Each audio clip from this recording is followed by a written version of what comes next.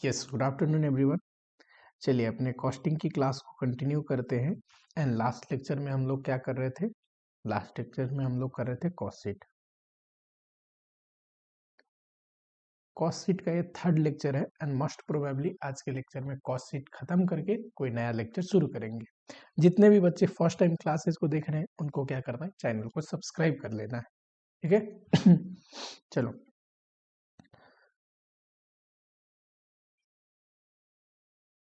ठीक है। मई 19 question number 2 का ए। ठीक है, आ जाओ। ऐसे टाइप के क्वेश्चन आते रहते हैं।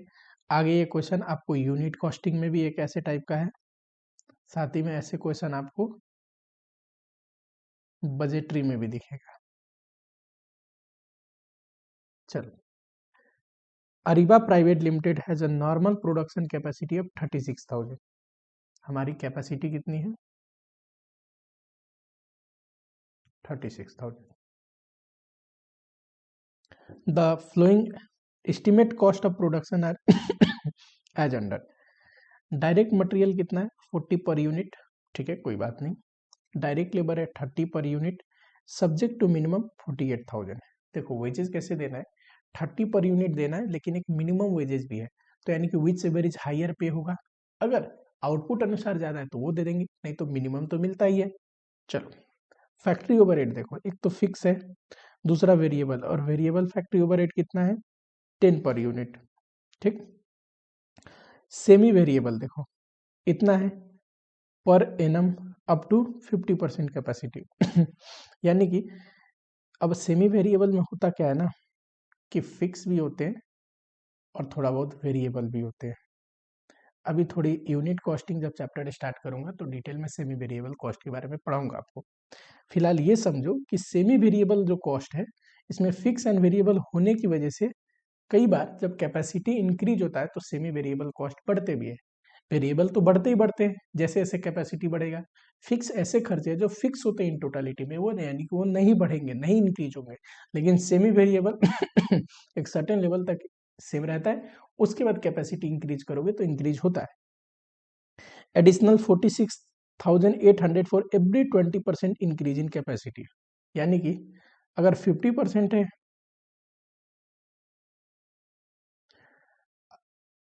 और 50 से ज्यादा 70% यानी कि 20% कैपेसिटी और बढ़ाते हैं, तो इस गैप के लिए, इस ड्यूरेशन के लिए, इस कैपेसिटी में कहीं भी काम करने के लिए अप टू 70 आपको ये तो इनकट करना ही पड़ेगा, प्लस इतना और इनकट करना पड़ेगा। कैपेसिटी और बढ़ाना हो तो इससे 20 और कैपेसिटी बढ़ाओगे तो 90% हो जाएगा। ठीक। इस कैपेसिटी के अंदर कहीं भी काम करने के लिए, चाहे 70 से एक्स्ट्रा 71 हो, 75 हो, 80 हो, आपको कितना पे करना पड़ेगा? तो ये खर्चा तो लगना ही था 70% तक, प्लस 20% और बढ़ने से इतना और लगेगा। ठीक क्या बोला है? हाँ ये रहा।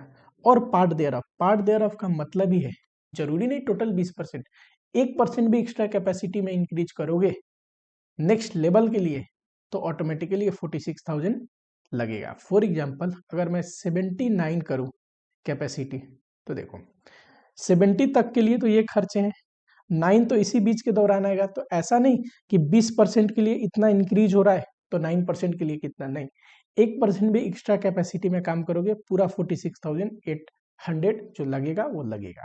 ठीक है, चलो। एडमिनिस्ट्रेटिव ओवरहेड फिक्स है, ये रहा, और selling and distribution 8 per unit है। ठीक है, ये लगेगा यूनिट सोल्ड पे सॉरी, यूनिट सोल्ड पे। Each unit of raw material yield scrap, जो रॉ मटेरियल है उसमें से स्क्रैप जनरेट होगा जो कि बिक जाएगा कितने में? At the rate 5। यानी कि रॉ मटेरियल में अगर कोई लॉस जनरेट होता है, स्क्रैप जनरेट हो रहा है जिसको बेच के हम रिकवरी कर सकते हैं, तो वो रॉ मटेरियल के कॉस्ट से घटना चाहिए, है ना। फिनिश गुड्स में जो जनरेट होता था और सेल करते थे स्क्रैप, वो हम कॉस्ट ऑफ प्रोडक्शन निकालते टाइम घटाते थे, production cost of finish goods. लेकिन जो रॉ मटेरियल का स्क्रैप है तो वो रॉ मटेरियल के कॉस्ट से घटेगा। इन year 2019 factory worked at 50% capacity for first 3 months and expected that it would work at 80% capacity for next 9 month। कह रहा शुरू के 3 महीने हम 50% कैपेसिटी पे काम कर रहे हैं, उसके बाद 9 महीने 80% पे करेंगे। During the first 3 month selling price 145 है। पूछा क्या है, एक तो कॉस्ट शीट बनाइए, A number requirement. B number में selling price per unit for remaining 9 month to achieve annual profit of year. चलो बढ़िया क्वेश्चन है। देखो अगर ध्यान से देखोगे तो टोटल जो अपना प्रोडक्शन है, एनुअल प्रोडक्शन, अगर ध्यान से देखोगे आप तो अपना नॉर्मल जो कैपेसिटी है वो 36,000 है। नॉर्मल कैपेसिटी कितनी है प्रोडक्शन की, कितना कर सकते हैं, 36,000 per annum, correct. First 3 month अगर प्रोडक्शन लिख लो, प्रोडक्शन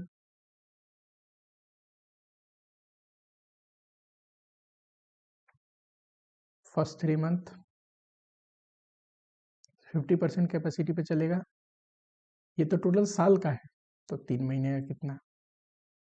सिमिलरली नेक्स्ट 9 मंथ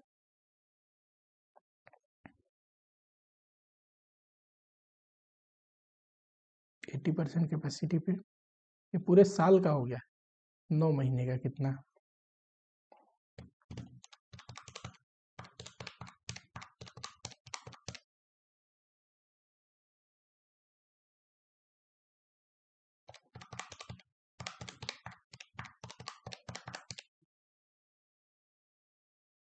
ठीक है, चलो अगर हम पहली रिक्वायरमेंट जो है कॉस्ट शीट, जिसमें बहुत सारी चीजें निकालनी है, prime cost, work cost, cost of production, cost of sale, obviously cost sheet बनाएंगे तो ऑटोमेटिकली ये पता चल जाएगा।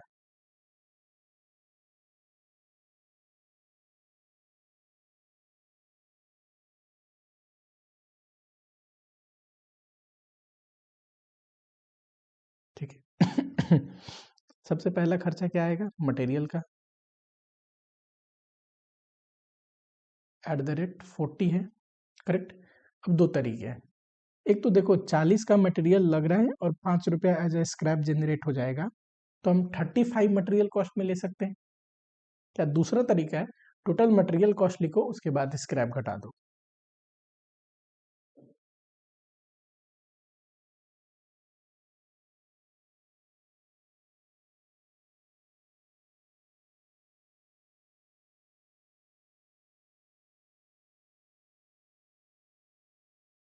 चलो जरा, फर्स्ट 3 मंथ में प्रोडक्शन कितना है, 4,500।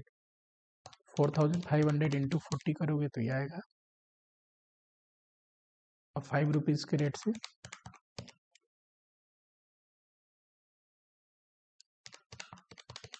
नेट में मटेरियल कॉस्ट आएगा नेक्स्ट 9 मंथ में, ये रहा।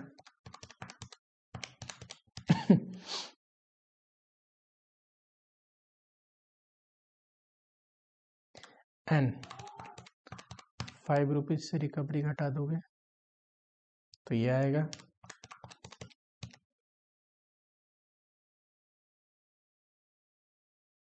डायरेक्ट लेबर कॉस्ट, इसके लिए वर्किंग नोट करो, ठीक है। आप नीचे कर लेना, मैं साइड में करा देता हूँ। Working note number 1,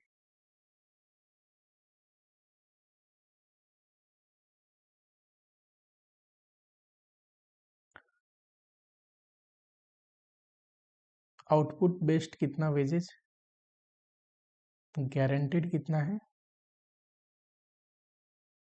time waste, and net में वेजेज मिलेगा कितना। देखो जरा, फर्स्ट 3 मंथ का देखोगे तो इतना आउटपुट है, 30 रुपी वेज रेट है, कितना आएगा,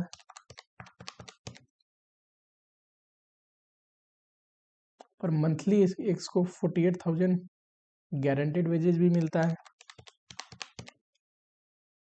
which ever is higher, higher कौन सा है, ये रहा, तो इसकी वेजेस ये आएगी। Next sorry next 9 month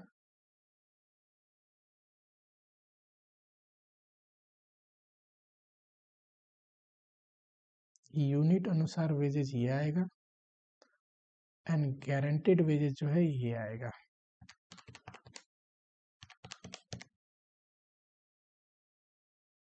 correct.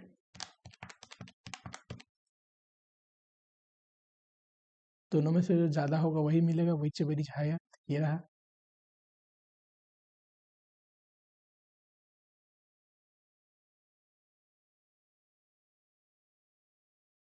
$1,44,000 और ये है 6,48,000। और क्या है, चलो फिक्स ओवरहेड है, वेरिएबल ओवरहेड, तो ये तो हो जाएगा प्राइम कॉस्ट। उसके बाद फैक्ट्री ओवरहेड,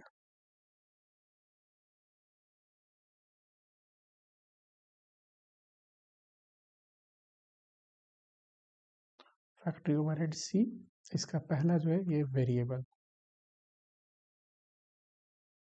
क्या है वेरिएबल का रेट,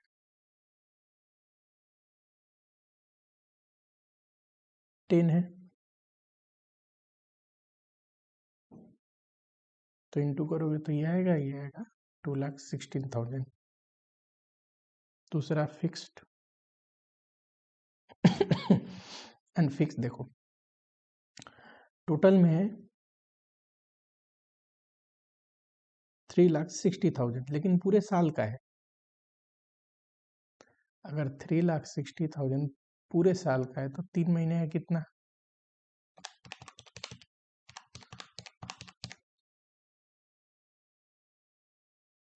तो बचा हुआ जो है ये 9 मंथ का है। करेक्ट। थर्ड आता है सेमी वेरिएबल।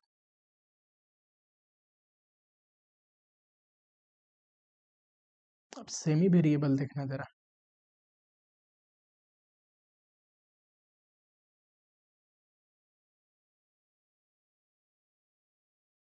%50 कैपेसिटी के लिए 1,08,000,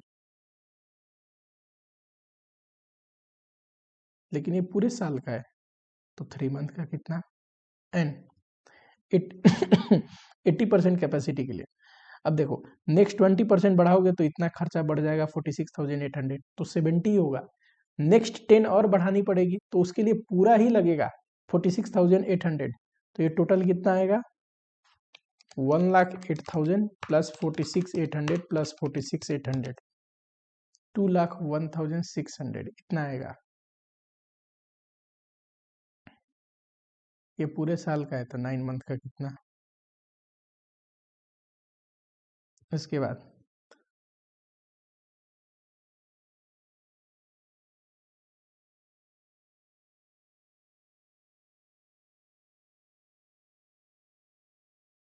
ये आ जाएगा कॉस्ट ऑफ प्रोडक्शन,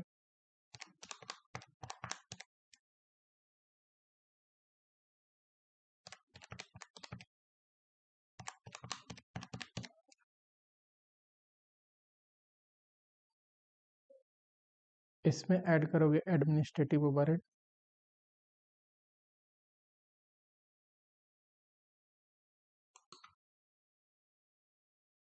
कितना है एडमिनिस्ट्रेटिव ओवरहेड 5,18,400, ये पूरे साल का है।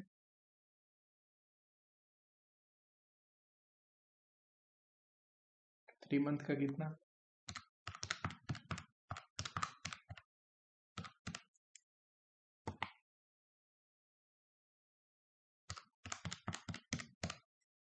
और ये हो जाएगा नेक्स्ट 9 मंथ। अगला क्या है, सेलिंग ओवरहेड, ये कितना है 8 पर यूनिट,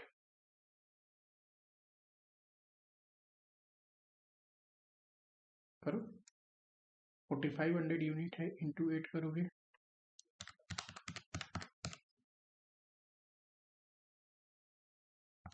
21,600 इंटू 8 करोगे, ये कर दोगे आ जाएगा टोटल कॉस्ट। चलिए करिए फटाफट से।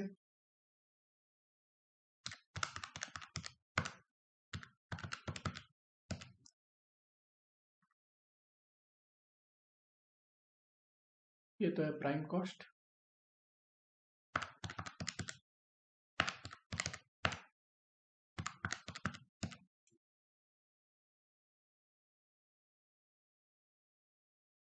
Cost of production,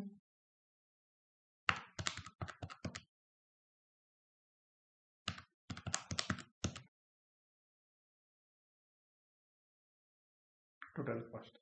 similarly next 9 month का भी कर लो।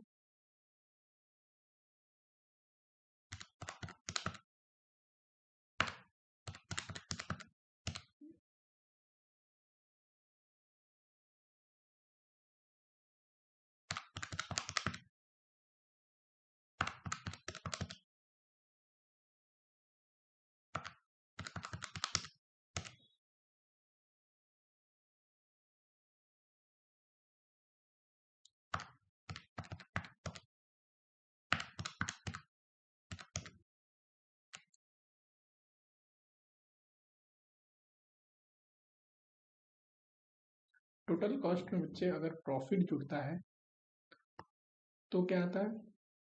सेल्स, है ना। हमें पहले केस में पता है कि सेलिंग प्राइस कितना है इसका, 145 दे रखा है, तो सेल्स कितना आएगा?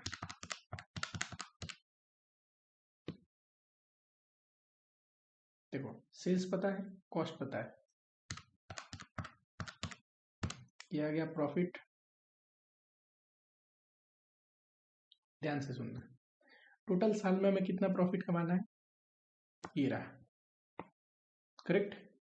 जिसमें फर्स्ट 3 मंथ का प्रॉफिट पता है, तो रिमेनिंग प्रॉफिट क्या है नेक्स्ट 9 मंथ का। Working note number 2, profit for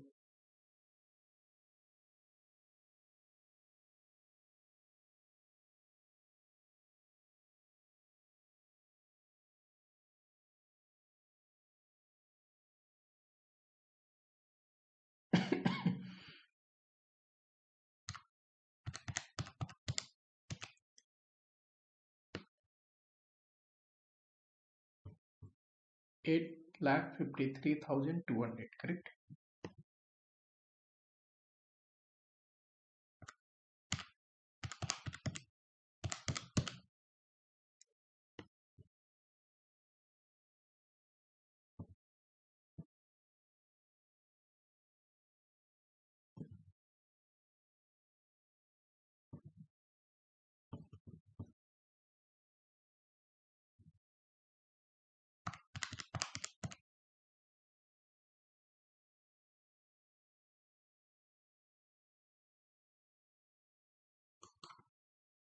चलो ये कितना आ रहा है, 160.37। आई थिंक ये पॉइंट में नहीं आना चाहिए, कहीं हमसे मिस्टेक हो गया है कैलकुलेशन में। टोटल करना है एक बार फिर से, 764 प्लस 648, 864 माइनस 108। ये जो हमने घटाया है ये 7,56,000 आएगा। 8,000 कम है तो हर एक जगह पे 8,000 से मिस्टेक हो गया। 14,04,000 आएगा। फिर यहाँ पे भी 20,41,200 आएगा। यहाँ पे कितना आएगा,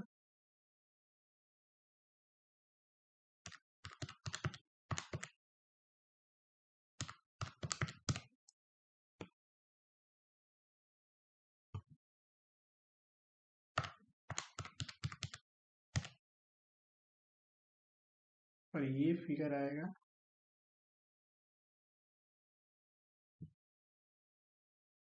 ठीक है, करो।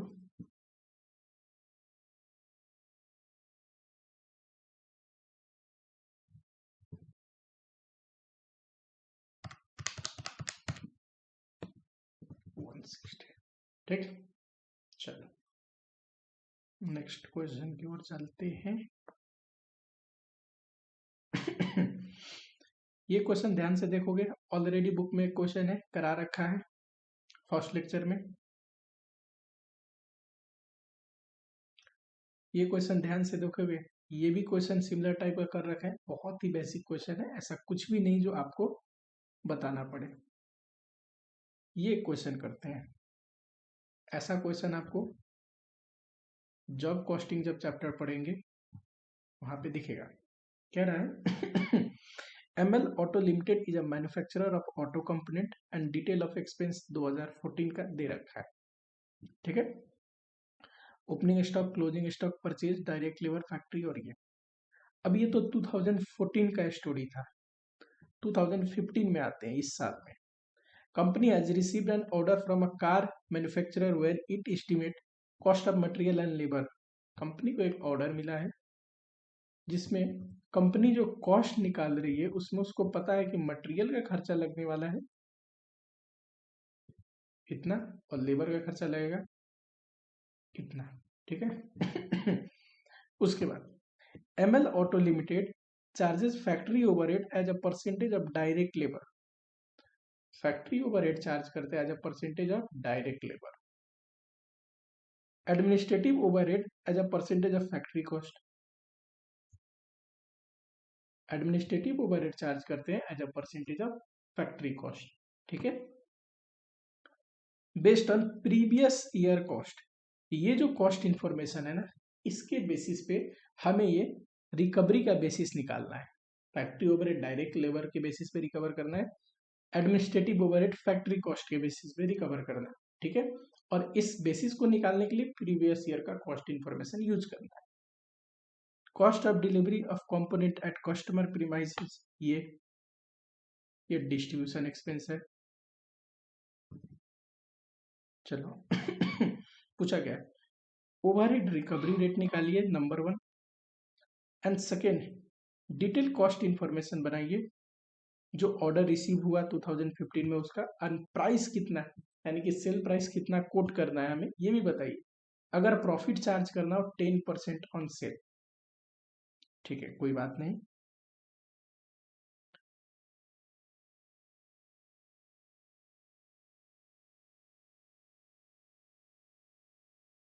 सेकेंड क्वेश्चन है, ये नवंबर 15 का क्वेश्चन है।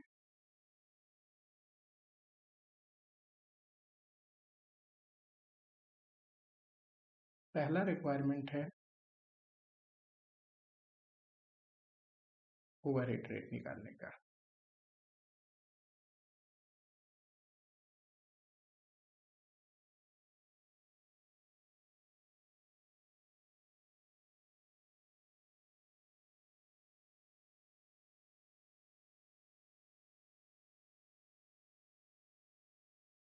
देखो, ओपनिंग स्टॉक ऑफ मटेरियल, इसमें परचेज जुड़ता है और क्लोजिंग स्टॉक घटता है,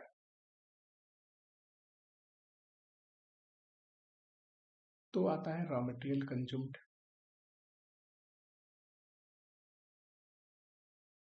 इसमें डायरेक्ट लेबर कॉस्ट जोड़ेंगे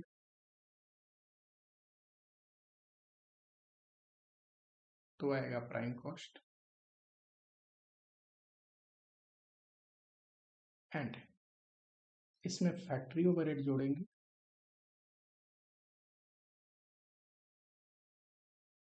तो आएगा फैक्ट्री कॉस्ट।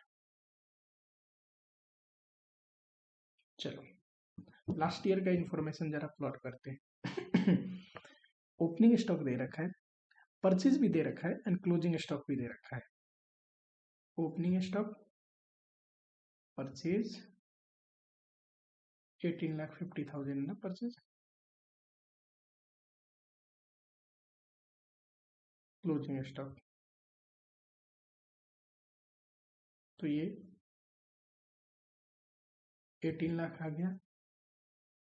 लेबर का खर्चा कितना है 9,50,000।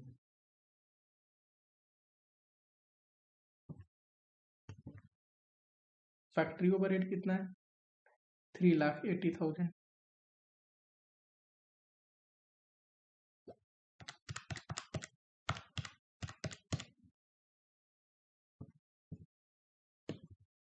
चलो अब देखो,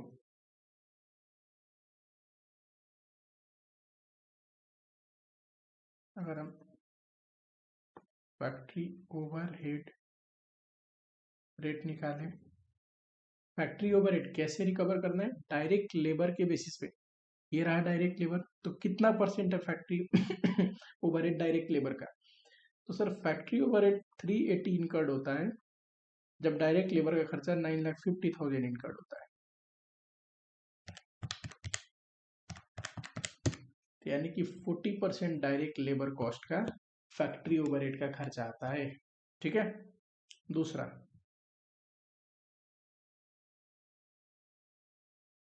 एडमिनिस्ट्रेटिव ओवरहेड।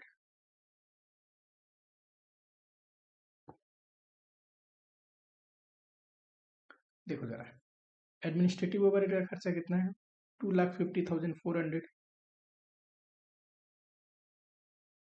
किस पे रिकवर करना है? On the basis of factory cost. तो फैक्ट्री कॉस्ट के बेसिस पे रिकवर करना है, कोई बात नहीं।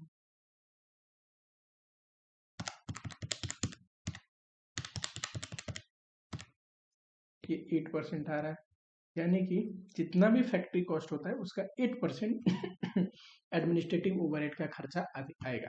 ठीक है, इतना ही खर्चा हमें चार्ज करना है। बी नंबर में सेकेंड रिक्वायरमेंट में पूछा है job cost and price to be coated.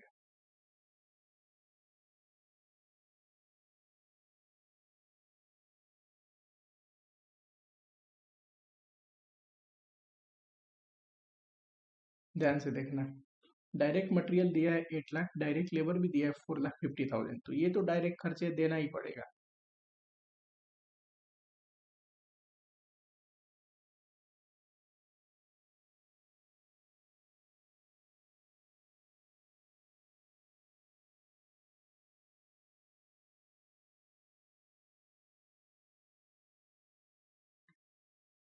इसको क्या बोलेंगे? प्राइम कॉस्ट,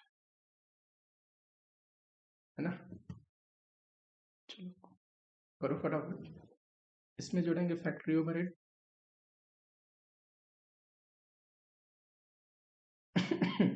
फैक्ट्री ओवरहेड कितना है? तो 40% किसका? डायरेक्ट लेबर का। हमारे केस में डायरेक्ट लेबर 4,50,000।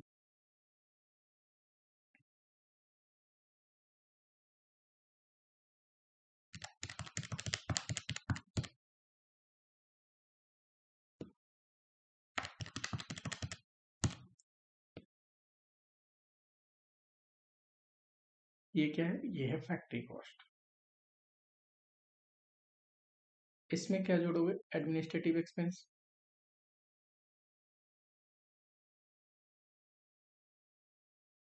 कितना है? तो एडमिनिस्ट्रेटिव एक्सपेंस है 8%।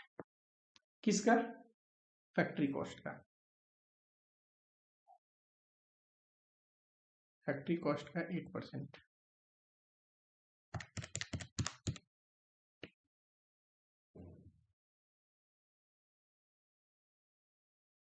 ठीक है, ये आएगा कॉस्ट ऑफ प्रोडक्शन।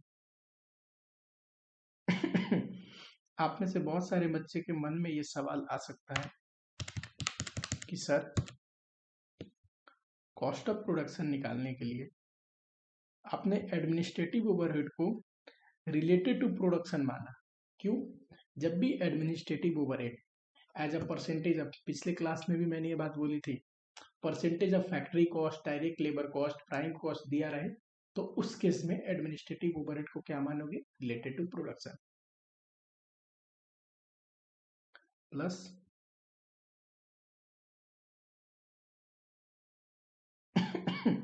और ये खर्चा कितना है? 45। ये गया टोटल कॉस्ट।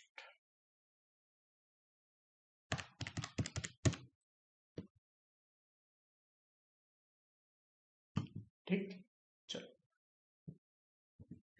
कितना प्रॉफिट चार्ज करना है? 10% ऑन सेल।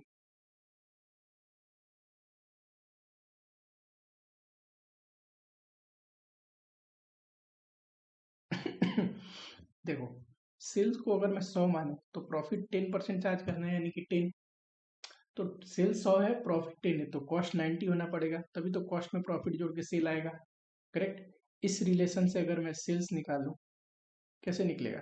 सर 50,89,400 ये अगर 90 के बराबर है तो 100 जो कि सेल्स है वो कितना आएगा?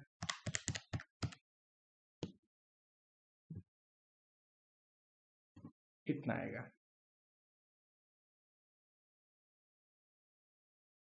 फिर प्रॉफिट कितना आएगा?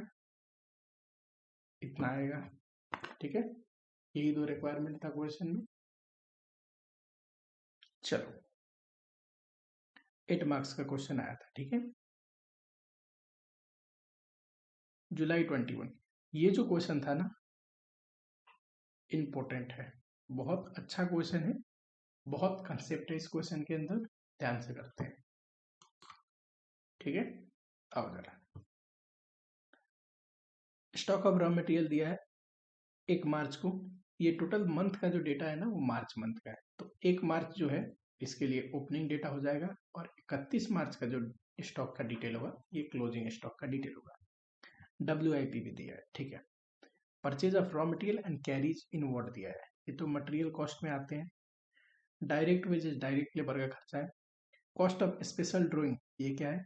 Direct expense. Cost of special drawing क्या है?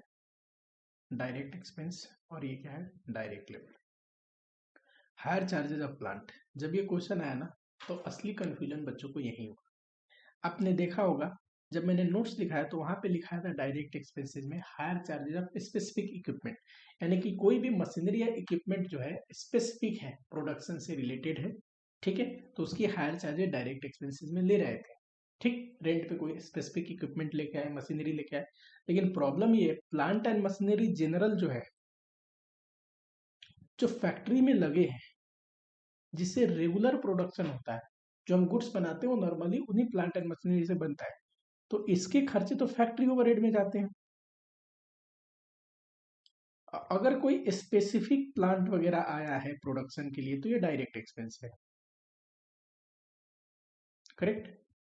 अब जनरली होता क्या है, हायर चार्जेस कहीं से लेके आते हैं ना तभी पे करते हैं, स्पेसिफिक इक्विपमेंट को संकेत करता है। पर प्रॉब्लम ये, जब बोल दिया प्लांट एंड मशीनरी तो आप कैसे बोल सकते हैं इसके स्पेसिफिक इक्विपमेंट है कि नहीं? तो प्रॉब्लम ये था क्वेश्चन में कि कुछ बच्चों को लगा डायरेक्ट एक्सपेंस मिले, कुछ बच्चों को लगा फैक्ट्री ओवरहेड मिले।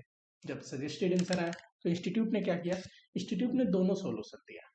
बोला इसको आप डायरेक्ट एक्सपेंस भी ले सकते हैं एज्यूम करके, एंड साथ ही में कोई बच्चा अगर एज्यूम करता है ये फैक्ट्री ओवरहेड में मानता हूं, तो वो भी गलत नहीं है। तो जो सजेस्टेड आंसर है ये दोनों सॉल्यूशन मैंने प्रोवाइड कर रखा है, जिधर आपको मन हो उधर डाल दीजिए, कोई फर्क नहीं पड़ेगा, फुल मार्क्स मिलेगा। ठीक है, एजम्पशन बस दे देना, हम डायरेक्ट एक्सपेंस में ही डाल देते हैं, कोई दिक्कत नहीं। रिटर्न ऑफ रॉ मटेरियल, ये क्या है? रॉ मटेरियल जब रिटर्न करते हैं तो परचेज में से रिड्यूस करते हैं। कैरियज ऑन रिटर्न, अब देखो कैरिज इनवर्ड जो है, खरीद के लाते टाइम जो लगता है वो तो मटेरियल कॉस्ट का हिस्सा है, लेकिन जो रिटर्न करते उस समय लगता है ना, वो मटेरियल कॉस्ट में ना लेके आप कहाँ पे लोगे? फैक्ट्री ओवरहेड में। ठीक, चलो expense for participating in industrial exhibition, आपने देखा होगा एग्जीबिशन वगैरह होता है, अलग अलग कंपनी का अपना अपना प्रोडक्ट लेके आए होते हैं लोगों को दिखाते भी हैं, साथ ही में वहाँ पे सेल भी करते हैं। होता क्या है, जब वहाँ पे दिखा के बेचते हैं तो कंपनी की प्रोडक्ट का प्रमोशन भी हो जाता है, तो ये भी एक खर्चा है एग्जीबिशन में। अगर हम चाह रहे हैं तो खर्चे हो रहे हैं, सेलिंग एंड डिस्ट्रीब्यूशन ओवरहेड से रिलेटेड है। सेलिंग का खर्चा है, जनरली वहाँ पे प्रमोशन करने बेचने ही गए होते हैं, ठीक है, तो प्रमोशन जो करते हैं सेलिंग ओवरहेड का हिस्सा है। Legal charges, salary, maintenance of office staff, ये क्या है? Administrative overhead. कौन सा? जनरल वाला। डिलीवरी व्हीकल जो है उसका डेप्सन और वेयर हाउस चार्जेस, ये क्या है? Selling and distribution. ठीक है, और ये क्लोजिंग स्टॉक का वैल्यू दे रखा है। चलिए, स्टोर ओवरहेड जो कि क्या है? फैक्ट्री ओवरहेड लेना है आपको, इज 10% ऑन मटेरियल कंज्यूम। ठीक है, मटेरियल कंज्यूम लेंगे उसका 10% स्टोर ओवरहेड आएगा एंड फैक्ट्री ओवरहेड, स्टोर का रिलेटेड तो क्या है? फैक्ट्री ओवरहेड का ही हिस्सा है, एंड अदर फैक्ट्री ओवरहेड है 20% ऑन प्राइम कॉस्ट। ठीक है, प्राइम कॉस्ट जो भी आएगा उसका 20% कर देंगे। अब देखो यहाँ पे छोटा सा आंसर में चेंज आएगा, अगर आप इसको, कहाँ गया ये रहा, इसको डायरेक्ट एक्सपेंस मानोगे तो प्राइम कॉस्ट का हिस्सा हो जाएगा, तब उसका 20% कुछ और आएगा। फैक्ट्री ओवरहेड मानोगे तो फिर प्राइम कॉस्ट का हिस्सा तो नहीं होगा, तो कुछ और आएगा। तो जब सॉल्यूशन प्रोवाइड किया गया तो अकॉर्डिंगली थोड़ी सी फिगर चेंज आएगी, लेकिन both solution are correct. Assumption लेना जरूरी है। 10% of output was rejected and 5,000 was realized on sale of scrap। जो भी आउटपुट बनता है उसका 10% क्या हो जाता है, रिजेक्ट हो जाता है, स्क्रैप में बेच देते हैं, 5,000 रियलाइज होता है। 10% of finished product was defective and defective product was rectified at an additional expenditure which is equivalent to 20% of proportionate direct wages। कह रहा है देखो, टोटल प्रोडक्शन है 8,000 प्रोडक्शन है, इसमें से 10% जो है 8 से आएगा, क्या हो जाता है, रिजेक्ट हो जाते हैं। और रिजेक्ट हो जाए तो इनको सेल कर देते हैं एज ए स्क्रैप, और वहां रियलाइज होता है 5,000। क्या करते हैं sale of scrap, cost of production निकालते टाइम घटाएंगे, जो बने आउटपुट उसका 10% और ऐसे थे, इसका 10% कितना आएगा, 720। चलो ये इसको ऐसे ना करके आप ऐसे कर दो, जो बने आउटपुट उसका 10% ऐसे थे जो 720 जो डिफेक्टिव बने।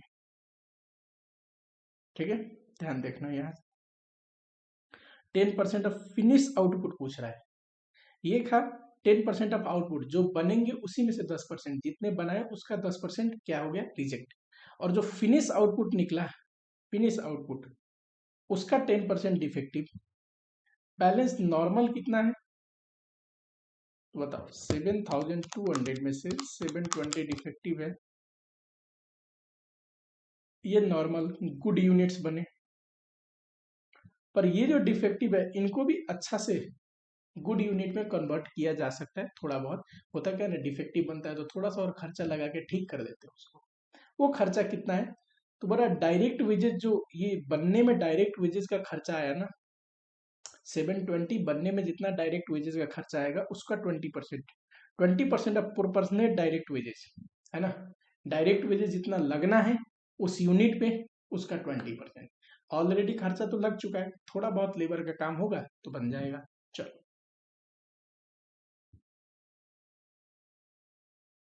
मैं इसको इरेज कर दूं।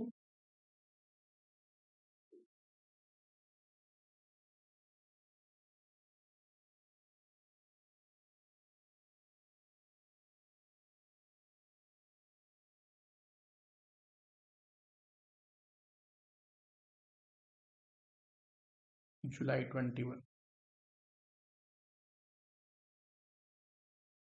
सबसे पहले करते हैं वर्किंग।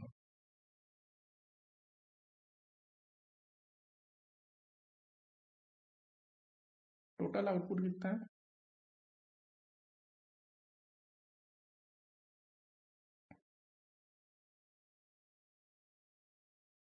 लेस 10%, रिजेक्टेड 800 आएगा।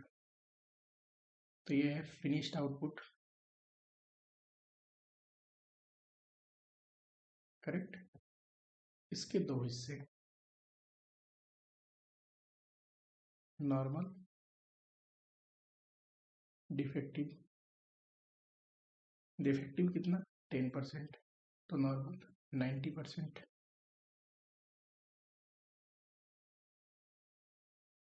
ठीक है ये तो यहाँ तक की कहानी है।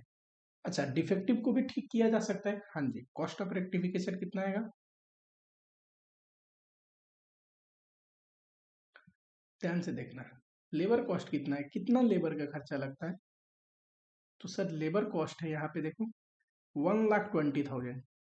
अगर 1,20,000 लेबर का खर्चा लगता है 8,000 बनाने में, तो 7 से 20 बनाने में कितना लगा होगा, ये तो लेबर कॉस्ट आ गया 7 से 20 यूनिट का। तो इनके फिर से दोबारा लेबर कॉस्ट इतना लगेगा, नहीं इतना नहीं लगेगा, सिर्फ इसका 20%।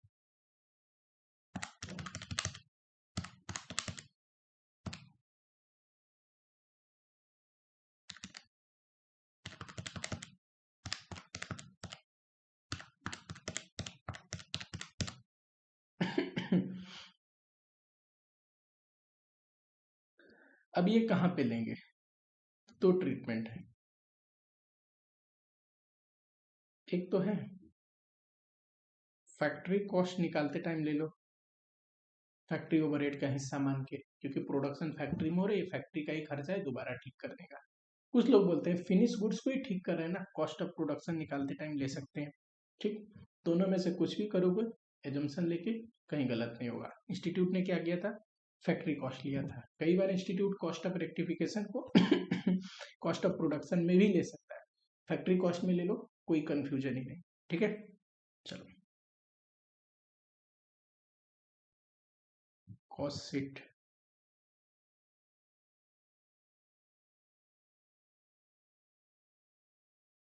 पर्टिकुलर्स,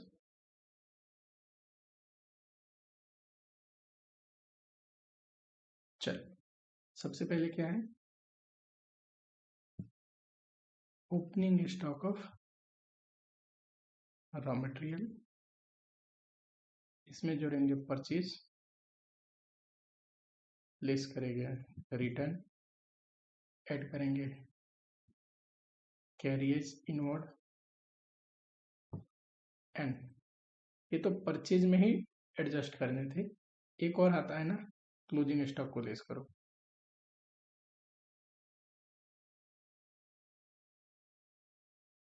तो जो आएगा ये है,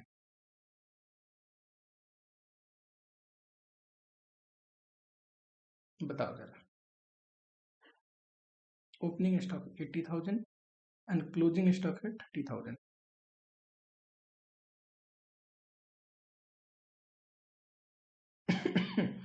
परचेज कितना है सर? परचेज है 2 लाख एंड रिटर्न कितना है? 40,000।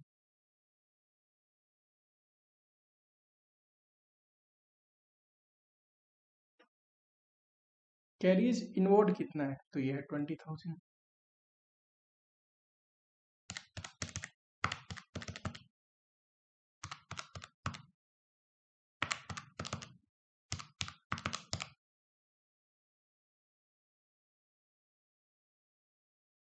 इसमें ऐड करोगे, कोई नहीं है पे लिख लो, डायरेक्ट लेबर कॉस्ट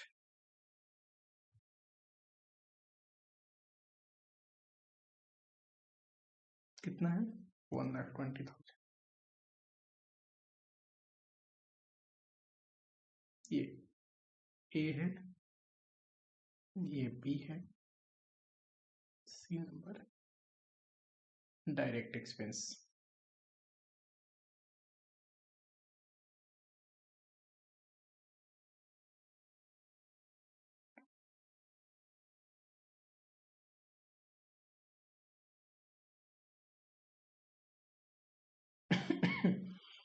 एक तो कॉस्ट ऑफ स्पेशल ड्राइंग है 30,000,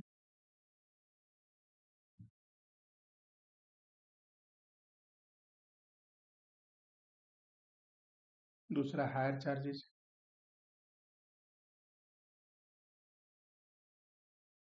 ये जो आएगा ये है प्राइम कॉस्ट।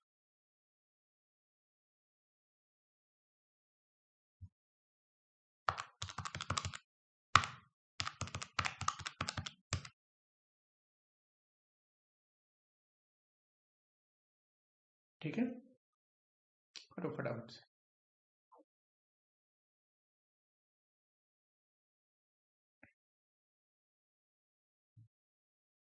फैक्ट्री ओवरहेड ध्यान से देखना। एक नंबर स्टोर ओवरहेड कितना लेना है? 10% ऑफ मटेरियल कंज्यूम्ड। कितना है मटेरियल कंज्यूम? 2,30,000, इसका 10% ये आएगा।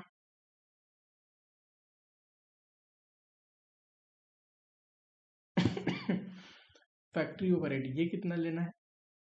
20% ऑन प्राइम कॉस्ट, ये रहा prime cost.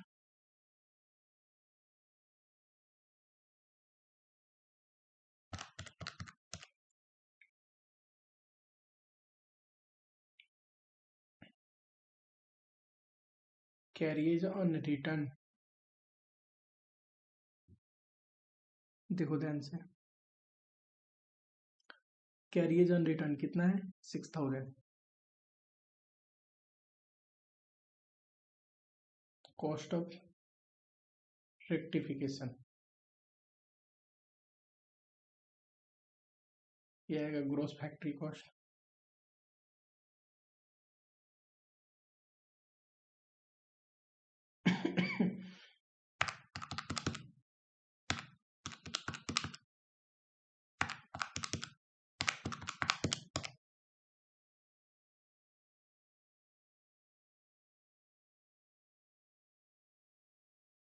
Opening stock of WIP जुड़ेगी and closing stock of WIP घटेगा। तो ये जो आएगा ये आएगा फैक्ट्री कॉस्ट।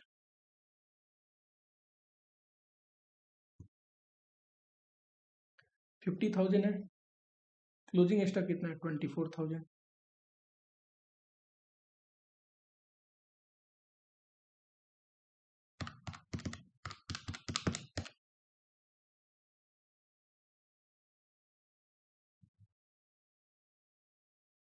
इसमें स्क्रैप बेचा है ना,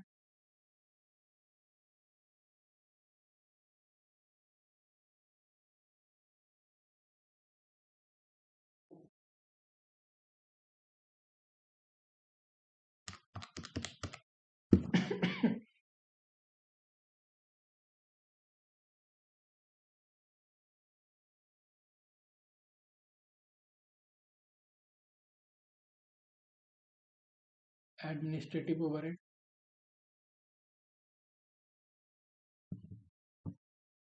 चलिए एडमिनिस्ट्रेटिव ओवरहेड में क्या क्या खर्चे हैं, legal, salary to staff and maintenance of office building.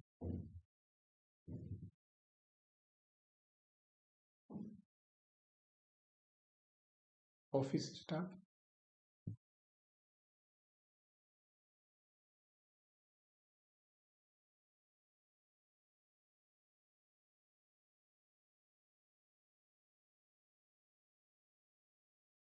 ठीक है करो। कितना खर्चा है 2,500, 25,000 एंड 2,000।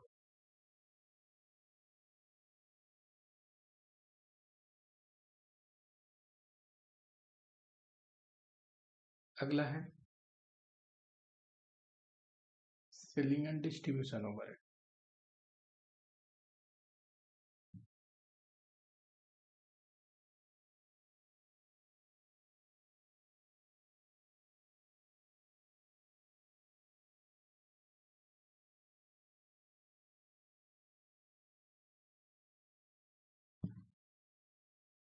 कितने हैं 6,000 एंड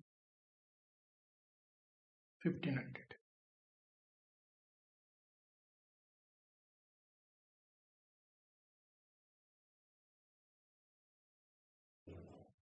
चलिए टोटल कॉस्ट बताओ।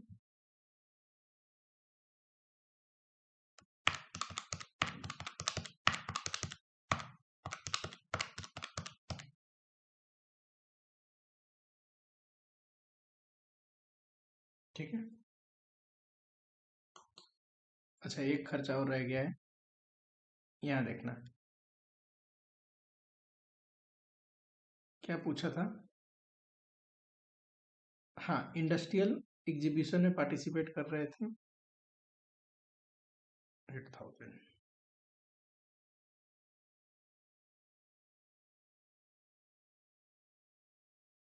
ठीक है, अकॉर्डिंग यहाँ 8 जोड़ दोगे, चलो ठीक।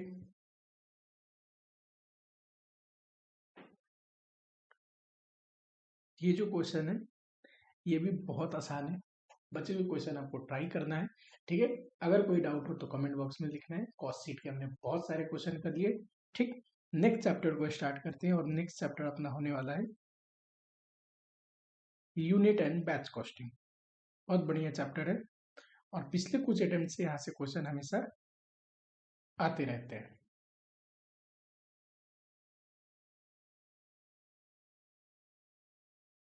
ठीक है, तो नया चैप्टर को स्टार्ट करते हैं और जो नया चैप्टर होगा वो होगा यूनिट एंड बैच कॉस्टिंग। चलो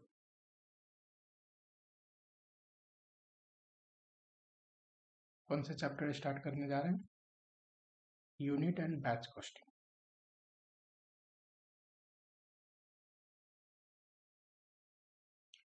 देखो चैप्टर में क्या लिखा है, unit costing and batch costing. तो ऑब्वियसली ये दो चीज है, एक तो यूनिट कॉस्टिंग के बारे में पढ़ेंगे, इस पे भी क्वेश्चन आ सकता है।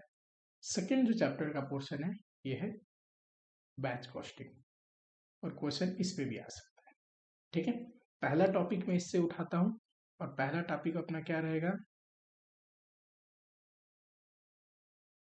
यूनिट कॉस्टिंग के ऊपर। ठीक, चलो थोड़ा सा नोट्स लिखो, फिर डिटेल में एक्सप्लेन करते हैं चैप्टर को। बहुत ही छोटा चैप्टर है, चाहे यूनिट कॉस्टिंग हो या बैच कॉस्टिंग हो, बहुत ही छोटा चैप्टर है। ठीक है, एकदम हवाई चैप्टर है। It is method of costing. जो भी बच्चे लिखते नहीं है ना, देखो नोट्स तो मैं प्रोवाइड करूंगा ही आपको, है ना, पर आपको लिखना भी है। पढ़ते टाइम आप लिखोगे, सेल्फ कैलकुलेट करोगे, इससे आपकी एक्यूरेसी बढ़ेगी, रिटेंशन पावर बढ़ेगा। ठीक, कितना भी चीजों को समझ लो, आपको याद करना ही पड़ेगा। पर वो याद करने में आधे घंटा लगेगा कि 1 घंटा लगेगा कि 4 घंटा लगेगा, ये डिपेंड करता है कि जिस प्रोसेस में आपने समझा उस प्रोसेस को कैसे एंजॉय किया। अगर आप कर करके बनाओगे, ध्यान से सुनोगे, तो कम समय लगेगा रिवीजन में, है ना। चलो, method of costing use to determine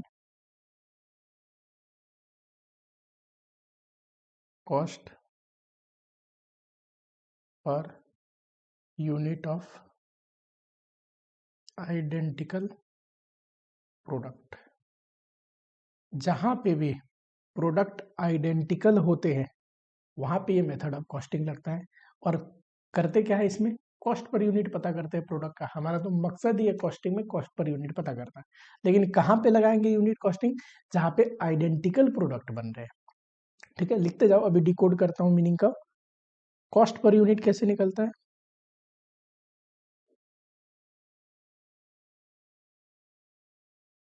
total total cost divide by total unit. अब कॉस्ट पर यूनिट भी ना दो टाइप के होते हैं, एक तो cost of production, production cost, एक होता है टोटल कॉस्ट। एग्जाम में जब पूछता है ना कॉस्ट पर यूनिट बताओ, तो ये टोटल कॉस्ट पूछ रहा है। फिर टोटल कॉस्ट लेना है, और कौन सा यूनिट, यूनिट सोल्ड, क्योंकि ये टोटल कॉस्ट किसका होता है, सोल्ड यूनिट का, तो सोल्ड यूनिट से डिवाइड करता है। कॉस्ट ऑफ प्रोडक्शन निकालते हैं पर यूनिट, तो यूनिट प्रोड्यूस लेते हैं। ठीक है, प्रोडक्शन कॉस्ट लेंगे, cost of production divide by unit produce. ये तो कॉस्ट शीट में हम कर ही रहे थे इतने दिनों से, है ना। चलो, ये कहाँ पे लगता है, किस इंडस्ट्री में, जहां पे लार्ज वॉल्यूम ऑफ प्रोडक्शन हो रहा हो,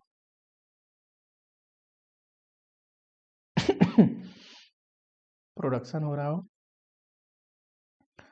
आइडेंटिकल प्रोडक्ट हो,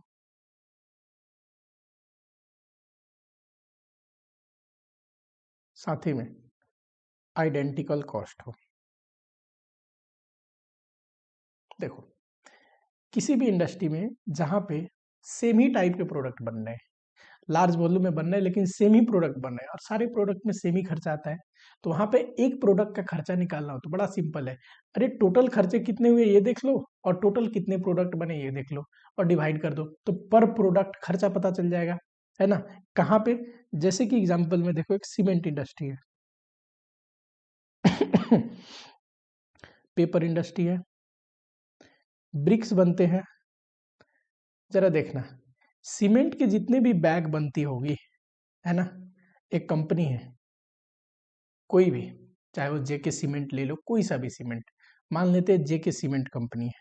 सीमेंट की जितनी भी बैग बनती होंगी, ये सारे आइडेंटिकल ही तो होते हैं, सब में सीमेंट होता है। 50 kg का बैग है तो सारे 50 kg के होते हैं, और सारे यूनिट पे सेम ही खर्चा लगता है, क्योंकि सब में सीमेंट है तो खर्चा तो उतना ही लगा होगा ना। तो देखो, टोटल एक बैग का सीमेंट कॉस्ट निकालना हो, इसका कॉस्ट निकालना हो, तो देख लेंगे जिस भी पीरियड में चेक कर रहे हैं, अगर 1 साल का डेटा देख रहे हैं तो 1 साल में टोटल खर्चे कितने लगे और कितने बैग सीमेंट बना, डिवाइड कर देंगे तो पर बैग सीमेंट का कॉस्ट आ जाएगा। ये तभी कर सकते हैं ना जब सारे प्रोडक्ट सेम थे। अगर अलग अलग प्रोडक्ट बनाएंगे तो क्या सबको जोड़ के डिवाइड कर सकते हैं खर्चे से? नहीं। अगर अलग अलग प्रोडक्ट बनाएंगे तो अलग अलग कॉस्टिंग करनी पड़ेगी प्रोडक्ट का।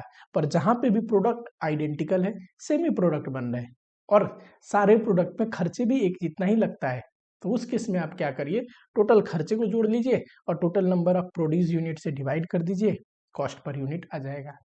ठीक है। अब देखो, अलग अलग इंडस्ट्री में ना अलग अलग मेथड ऑफ कॉस्टिंग यूज होता है। ये तो मैंने यूनिट कॉस्टिंग का आपको एग्जांपल दिया।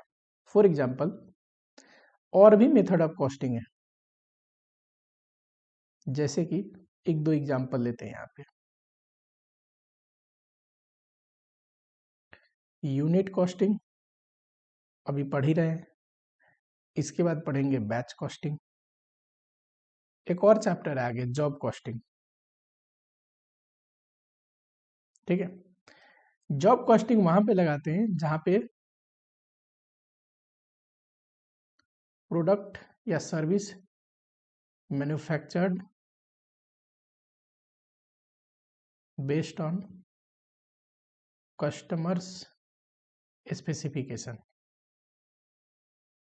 ध्यान से सुनना, जैसे कि जहां भी प्रोडक्ट या फिर सर्विस कस्टमर की रिक्वायरमेंट अनुसार बनाई जा रही है, कस्टमाइज बनाई जा रही है, वहां पे जॉब कॉस्टिंग लगता है।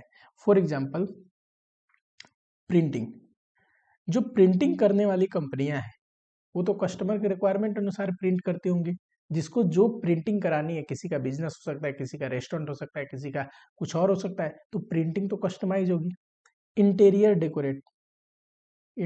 डेकोरेशन, अगर आपने आपके घर के इंटीरियर कराने हैं तो हर एक इंसान के रिक्वायरमेंट अनुसार इंटीरियर होता है। आपको जैसा इंटीरियर कराना है वो कॉस्ट भी वैसे ही बताएगा आपको, है ना। फॉर एग्जाम्पल एडवर्टीजमेंट, जो कंपनियां एडवर्टीजमेंट बनाती हैं, देखो जूस के लिए एडवर्टीजमेंट अलग होता है, बिस्किट के लिए एडवर्टीजमेंट अलग होता है, यानी कि जैसा कस्टमर गया उसके अनुसार कस्टमाइज बना के देते हैं। तो क्या अगर उनको कॉस्ट निकालना हो या कॉस्ट कोट करना हो कि कितना खर्चा लग रहा है, तो ऐसा तो नहीं कर सकते पूरे साल का खर्चा ले लो और डिवाइड कर दो, नहीं। हर एक प्रोडक्ट अलग है, हर एक प्रोडक्ट कस्टमर की रिक्वायरमेंट अनुसार बनी है, तो हर एक प्रोडक्ट की अलग कॉस्टिंग करनी पड़ेगी। ठीक है। हो सकता है किसी प्रोडक्ट में 2 लाख रुपया लगाओ बनाने में, कोई प्रोडक्ट में 10 लाख रुपया लगाओ, क्योंकि प्रोडक्ट तो कस्टमर अपने रिक्वायरमेंट अनुसार बना रहा है। किसी ने एडवर्टीजमेंट के लिए बोला मुझे शाहरुख खान चाहिए, तो ऑब्वियसली एड महंगा बनेगा। कोई एडवर्टीजमेंट किसी बिना एक्टर का बना लिया तो सस्ता बनेगा। तो वैसे के लिए जिस कंपनी को शाहरुख खान के साथ ऐड करवाने हैं, तो एडवर्टीजमेंट कंपनी क्या बोलेगी, महंगा पैसा चार्ज करेगी। तो जहां पे भी कस्टमर के रिक्वायरमेंट अनुसार जॉब होता है उसी को जॉब कॉस्टिंग बोलते हैं। ठीक, वहां पे जो मेथड ऑफ कॉस्टिंग लगता है वो जॉब कॉस्टिंग है। वहां पे कॉस्ट निकालते टाइम हर एक कस्टमर की अपनी खर्चा जो है रिक्वायरमेंट अनुसार उसको हम लेते हैं। ठीक है। जो डायरेक्ट खर्चे वो हमें पता ही होता है, एंड इनडायरेक्ट खर्चे किसी बेसिस पे चार्ज करते हैं, वो देखेंगे जॉब कॉस्टिंग में। कहीं पे प्रोडक्ट बनता है, कैसे आइडेंटिकल प्रोडक्ट होते हैं प्लस आइडेंटिकल कॉस्ट लगते हैं। जैसे कि मैंने एग्जांपल दिया था ब्रिक का, पेपर का, सीमेंट का, तो वहां पे लगता है यूनिट कॉस्टिंग। यहाँ पे कॉस्ट पर यूनिट निकालना हो तो अरे जितना भी खर्चा लगा देख लो और जितने यूनिट बने देख लो, क्योंकि यूनिट सारे सेम है तो डिवाइड करेंगे तो पर कॉस्ट पर यूनिट निकल जाएगा। कहीं भी प्रोडक्ट बनता है बैच में, मतलब certain number of unit produce simultaneously. Sorry थोड़ा गला खराब है मेरा, ठीक है। ऑडियो इसलिए हो सकता है प्रॉब्लम कर रहा हो, बट कोई नहीं, हमें अपना कोर्स समय से कंप्लीट करना है। जहां पे भी एक सर्टेन नंबर ऑफ यूनिट एक साथ प्रोड्यूस होते हैं उसको बोलते हैं बैच। वहां पे जो कॉस्टिंग मेथड लगाया जाता है उस बैच का खर्चा निकालने के लिए उसको बोलते हैं बैच कॉस्टिंग। फॉर एग्जाम्पल आपने बेकरी वाले को देखा है क्या? आप ध्यान से देखना, बेकरी में एक एक आइटम बेक नहीं होते। एक बार जब ओवन गर्म होता है तो एक सर्टेन नंबर ऑफ मान लो ब्रेड बेक करना है, कुकीज बेक करना है, तो ट्रे पे रखा जाता है और उसको एक साथ बेक करके निकाला जाता है, यानी कि एक सर्टेन नंबर ऑफ आइटम एक साथ प्रोड्यूस हो रहे हैं। वैसे ही मेडिसिन बनता है, मेडिसिन कंपोजिशन से बनती है, कंपोजिशन डाला बनाया तो एक मेडिसिन आई। सेकेंड वैसे ही बैच में देखो, अलग मेडिसिन जब बनाना हो तो अलग कंपोजिशन डालनी पड़ेगी तो हमेशा क्या होता है कि मेडिसिन भी बैच में बनता है, एक सर्टेन नंबर ऑफ बैच बनते हैं एक बारी में, एक सर्टेन नंबर ऑफ मेडिसिन बनते हैं एक बैच में, ठीक। वैसे ही टॉयज वगैरह बैच में बनते हैं, समझ रहे हो। बैच का मतलब ये है जहाँ पे सर्टेन नंबर ऑफ आइटम एक साथ बनते हैं। लोकल लैंग्वेज में बोलूँ तो आपने समोसा बनाने वाले भैया को देखा होगा, वो एक एक समोसा बनाते हैं क्या? नहीं। और ऐसा भी नहीं कि कंटिन्यू समोसा बनते हैं, बैच में बनते हैं हमेशा। एक बार जब तेल गर्म होगा तो 10 या 20 समोसे डालेंगे, बनाएंगे, फिर रिक्वायरमेंट आई कस्टमर, फिर 10 या 20 जितने भी वो डालते हैं एक साथ डालेंगे, बनाएंगे। बैच में बन रही है चीजें, है ना। चलो बैच कॉस्टिंग में हम पढ़ेंगे कॉस्ट पर बैच निकालना, ठीक है एक बैच में कितना खर्चा लग रहा है। जॉब कॉस्टिंग में हम सीखते हैं कॉस्ट पर जॉब निकालना, कि हर एक इंडिविजुअल का जो जॉब है उसका कॉस्ट कितना लग रहा है, ठीक। देखो मीनिंग, एग्जाम्पल और क्या करते हैं डिटरमाइन करते हैं, तीन चीज मैंने एक्सप्लेन कर दिया है अभी तक, ठीक है। कई बार डिफरेंस पूछता है, इसलिए ध्यान से सुनना एक एक चीजों को। ये वापस से कवर करूंगा मैं कहाँ पे, थ्योरी लेक्चर में, ठीक है। चलो, तो क्या करना है, यूनिट कॉस्टिंग कहाँ लगता है, जहाँ आइडेंटिकल प्रोडक्ट बन रहे हैं आइडेंटिकल कॉस्ट के साथ। कैसे निकालना है, सारे खर्चे जोड़ दीजिए, टोटल कॉस्ट आ जाएगा, डिवाइड कर दिए जितना भी यूनिट है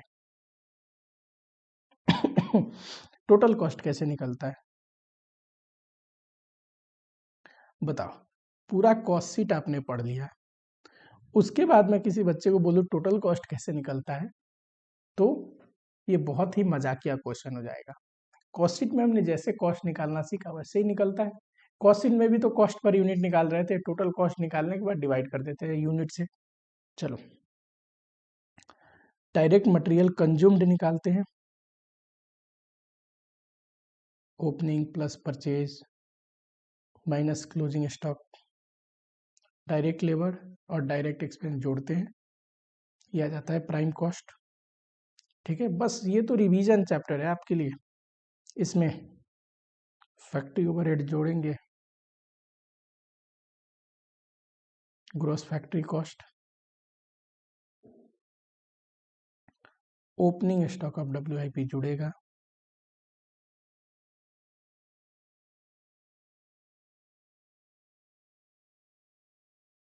तो ये आ जाएगा फैक्ट्री कॉस्ट, ठीक है। उसके बाद बताओ, administrative overhead related to production जुड़ता है, तो ये आ जाएगा कॉस्ट ऑफ प्रोडक्शन। अब बोल सकते हैं sir primary packing, R&D cost, quality control, ये सब देता नहीं है, अगर दिया तो जैसे कॉस्ट शीट में पड़े वहीं पे डालना है, कोई दिक्कत नहीं है, ठीक। यूनिट कॉस्टिंग में इतना डिटेल में कॉस्ट शीट जैसा आपको कैलकुलेशन नहीं कराएगा। Plus opening stock of finish goods,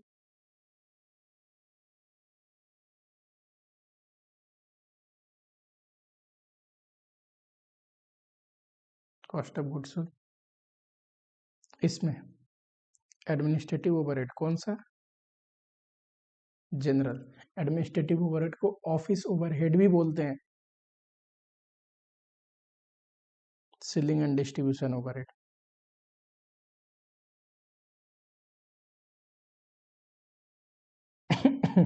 ठीक, इतना आसान तो है। जो बच्चा कॉस्ट शीट पढ़ रखा है अच्छे से, उसको यूनिट कॉस्टिंग कुछ भी नहीं लगेगा, उसको जॉब कॉस्टिंग कुछ भी नहीं लगेगा। चलो, दो प्यारे प्यारे से नोट्स लिखो।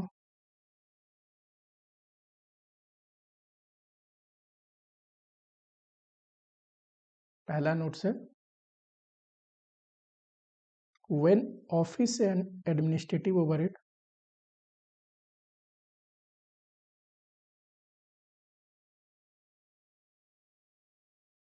is recovered based on direct labour,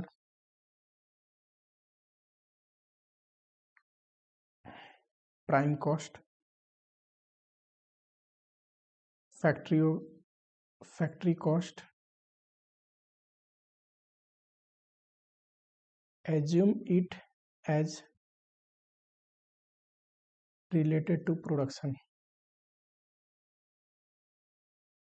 कह रहा है जब ऑफिस या फैक्ट्री ओवरहेड किसके बेसिस पे रिकवर हो रहा है, डायरेक्ट लेबर के या फिर प्राइम कॉस्ट के या फैक्ट्री कॉस्ट के, ऐसा अगर क्वेश्चन में बोले तो उस एडमिनिस्ट्रेटिव ओवरहेड को आप रिलेटेड टू प्रोडक्शन मानोगे। तो अगर क्वेश्चन में बोल दिया factory overhead 10% on factory cost, तो इस क्या है, फैक्ट्री ओवरहेड, वो administrative overhead related to production है। ये बात मैं बार बार बोल रहा हूँ, कॉस्ट शीट पढ़ाते टाइम 2 बार ये बात बोला था। नोट 2, कॉस्ट जो है ना इसको बिहेवियर वाइज अगर क्लासिफाई करोगे तो 3 हिस्सों में क्लासिफाई होता है। डिटेल में पढ़ा रहा हूं, एक जगह और इसका जिक्र आएगा। चैप्टर 1 अगर आप देखोगे ना थ्योरी, तो वहां पे कॉस्ट क्लासिफिकेशन एक टॉपिक है, वहां पे भी पढ़ाऊंगा, फटाफट उस समय भी एक्सप्लेन कर दूंगा जब थ्योरी लेक्चर कवर करेंगे। एक तो होता है वेरिएबल, दूसरा होता है फिक्स्ड, ये होता है सेमी वेरिएबल, एक और होता है जो अभी तक आपने सुना नहीं होगा, सेमी फिक्स्ड। इसमें भी 2 टाइप होते हैं, टाइप 1, टाइप 2। खुशी की बात यह है कि सेमी फिक्स्ड आपके लेवल पे है नहीं, ये है सीए फाइनल में। हम क्या पढ़ रहे हैं, सीए इंटर। तो आ जाते हैं अपने टॉपिक ऑफ डिस्कशन में ये तीनों पे, ठीक है। वेरिएबल कॉस्ट, पहला क्या है, वेरिएबल कॉस्ट। वेरिएबल कॉस्ट का मतलब क्या होता है, which very with level of production, जो प्रोडक्शन के साथ वेरी करता है। जितना ज्यादा प्रोडक्शन करोगे वेरिएबल कॉस्ट लगेगा उतना ज्यादा, सेमी प्रोपोर्शन में। एंड प्रोडक्शन कम करोगे वेरिएबल कॉस्ट कम लगेगा, ठीक।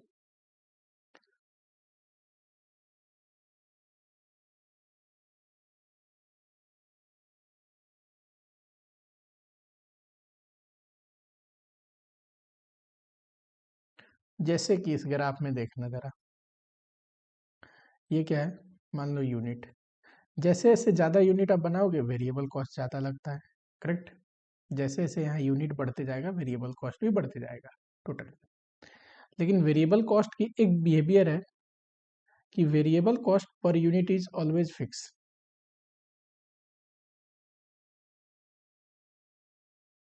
आइडेंटिफिएबल कॉस्ट है, पर यूनिट हमें पता होता है। एंड लेवल ऑफ प्रोडक्शन पे डिपेंड करता है, जैसे जैसे प्रोडक्शन का लेवल बढ़ेगा वेरिएबल कॉस्ट भी इन टोटलिटी बढ़ती है। तो variable cost per unit fix रहता है। एग्जाम्पल के रूप में मान लेते ये है प्रोडक्शन, ये वेरिएबल कॉस्ट पर यूनिट। मान लो एक यूनिट बनाने के लिए 30 रुपया वेरिएबल कॉस्ट लगता है, तो 2 यूनिट बनाने के लिए कितना लगेगा, ये टोटल में अगर करोगे तो ये 30 है, 60 रुपीज है ना। ये यहाँ पे लिख दो, 2 यूनिट बनाने के लिए कितना लगेगा, 60 रुपीज। 10 यूनिट बनाने के लिए कितना लगेगा, पर यूनिट अगर 30 लग रहा है बनाने का खर्चा 300 रुपीज।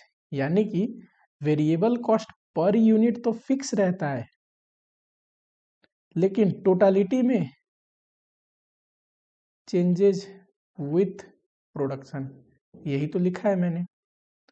पर यूनिट फिक्स रहता है, लेकिन जैसे जैसे प्रोडक्शन बढ़ता है वेरिएबल कॉस्ट भी बढ़ता है। It very with the level of production, totality में वेरिएबल कॉस्ट बढ़ता है जैसे जैसे प्रोडक्शन बढ़ता है, ये इसका बिहेवियर है। दूसरा है अच्छा इसका एग्जाम्पल, तो जितने भी डायरेक्ट खर्चे हैं ना उन्हीं को वेरिएबल कॉस्ट बोलते हैं। एग्जाम्पल में direct material, direct labour, direct expense and कुछ ओवरहेड भी होते हैं जिसको वेरिएबल ओवरहेड बोलेंगे। ये सारे जोड़ दोगे तो वेरिएबल कॉस्ट आता है, ठीक है। चलो दूसरा है फिक्स कॉस्ट। फिक्स कॉस्ट क्या होता है? फिक्स होता है इरेस्पेक्टिव ऑफ प्रोडक्शन।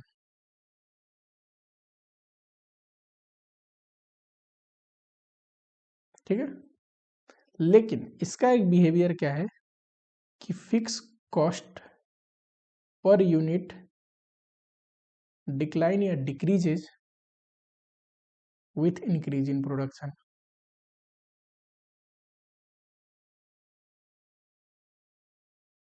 कहने का मतलब है, यहाँ पे यूनिट ले लेते हैं, यहाँ पे फिक्स कॉस्ट ले लेते हैं।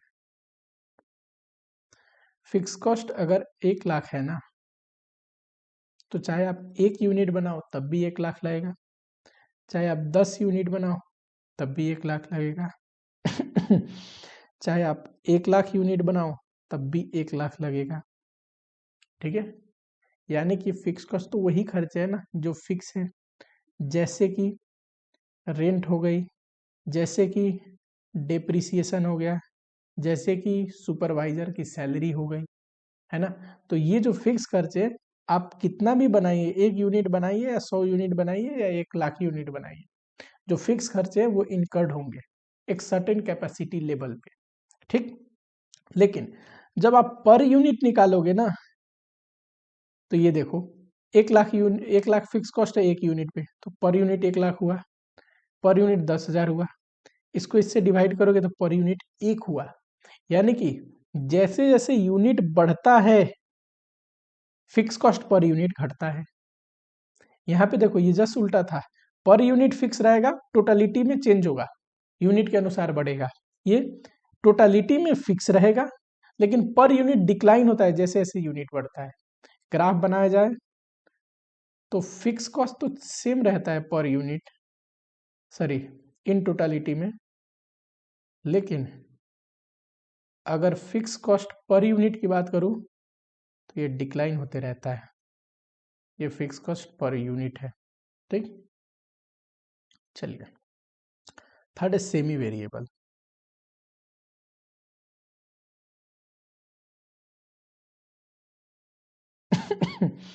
कुछ ऐसे खर्चे होते हैं जो जिसके अंदर फिक्स्ड भी होता है प्लस पर यूनिट कुछ वेरिएबल भी होता है।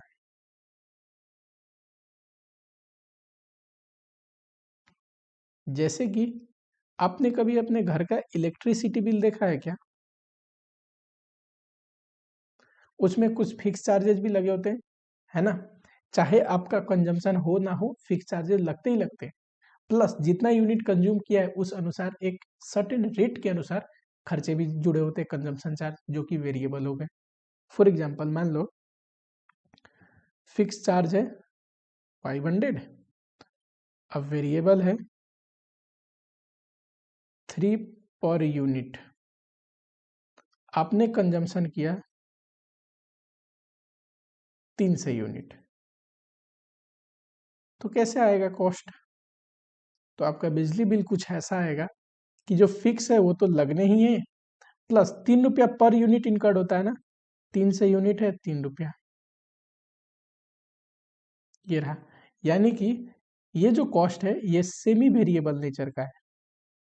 सेमी वेरिएबल में फिक्स कॉस्ट भी होते हैं और कुछ पर यूनिट वेरिएबल कॉस्ट भी होते हैं।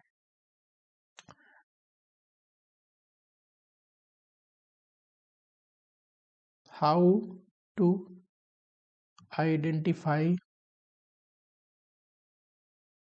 Fixed cost and variable cost in semi variable.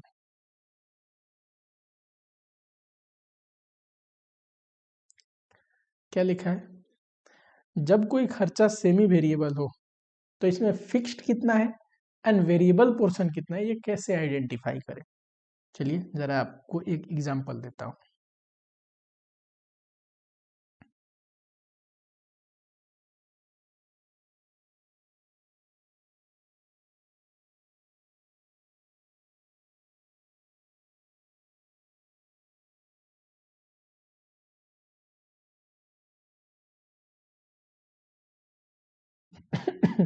ठीक है, कह रहा है 50,000 अगर यूनिट है ना तो 1.5 लाख कॉस्ट है, एंड 80,000 यूनिट है तो इतना कॉस्ट है।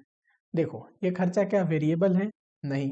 कैसे वेरिएबल होता तो पर यूनिट सेम रहता ना। पर यूनिट निकालो जरा, ये तो 3 आएगा और ये पर यूनिट निकालोगे तो 2,10,000 डिवाइड बाई 80,000 या 2.625। तो सर ये खर्चा वेरिएबल तो नहीं है, वेरिएबल होता तो पर यूनिट सेम आता। क्या ये खर्चा फिक्स है क्या? फिक्स भी नहीं है। सर फिक्स होता तो चाहे कितना भी आप प्रोड्यूस करो टोटल में खर्चा तो सेम रहता। तो ये खर्चा फिक्स भी नहीं है, तो ये खर्चा है सेमी वेरिएबल जो प्रोडक्शन बढ़ने पे बढ़ तो रहा है पर वेरिएबल जैसा नहीं बढ़ रहा है ना। अब यहां पे देखो जरा, इसके अंदर से वेरिएबल एंड फिक्स पोर्शन निकालना हो, जैसे इस कॉस्ट में फिक्स और वेरिएबल पोर्शन था ना, तो कैसे निकालेंगे? तो इसका फॉर्मूला है variable cost per unit is equal to change in total cost divide by change in units. और फिक्स कॉस्ट निकालना हो तो at any level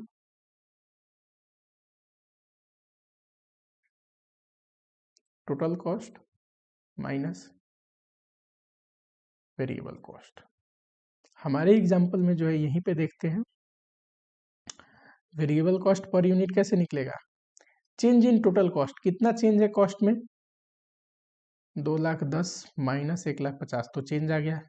divide by change in total units, कितना यूनिट में चेंज है? 50,000 से 80,000 हो रहा है ना। बताओ जरा।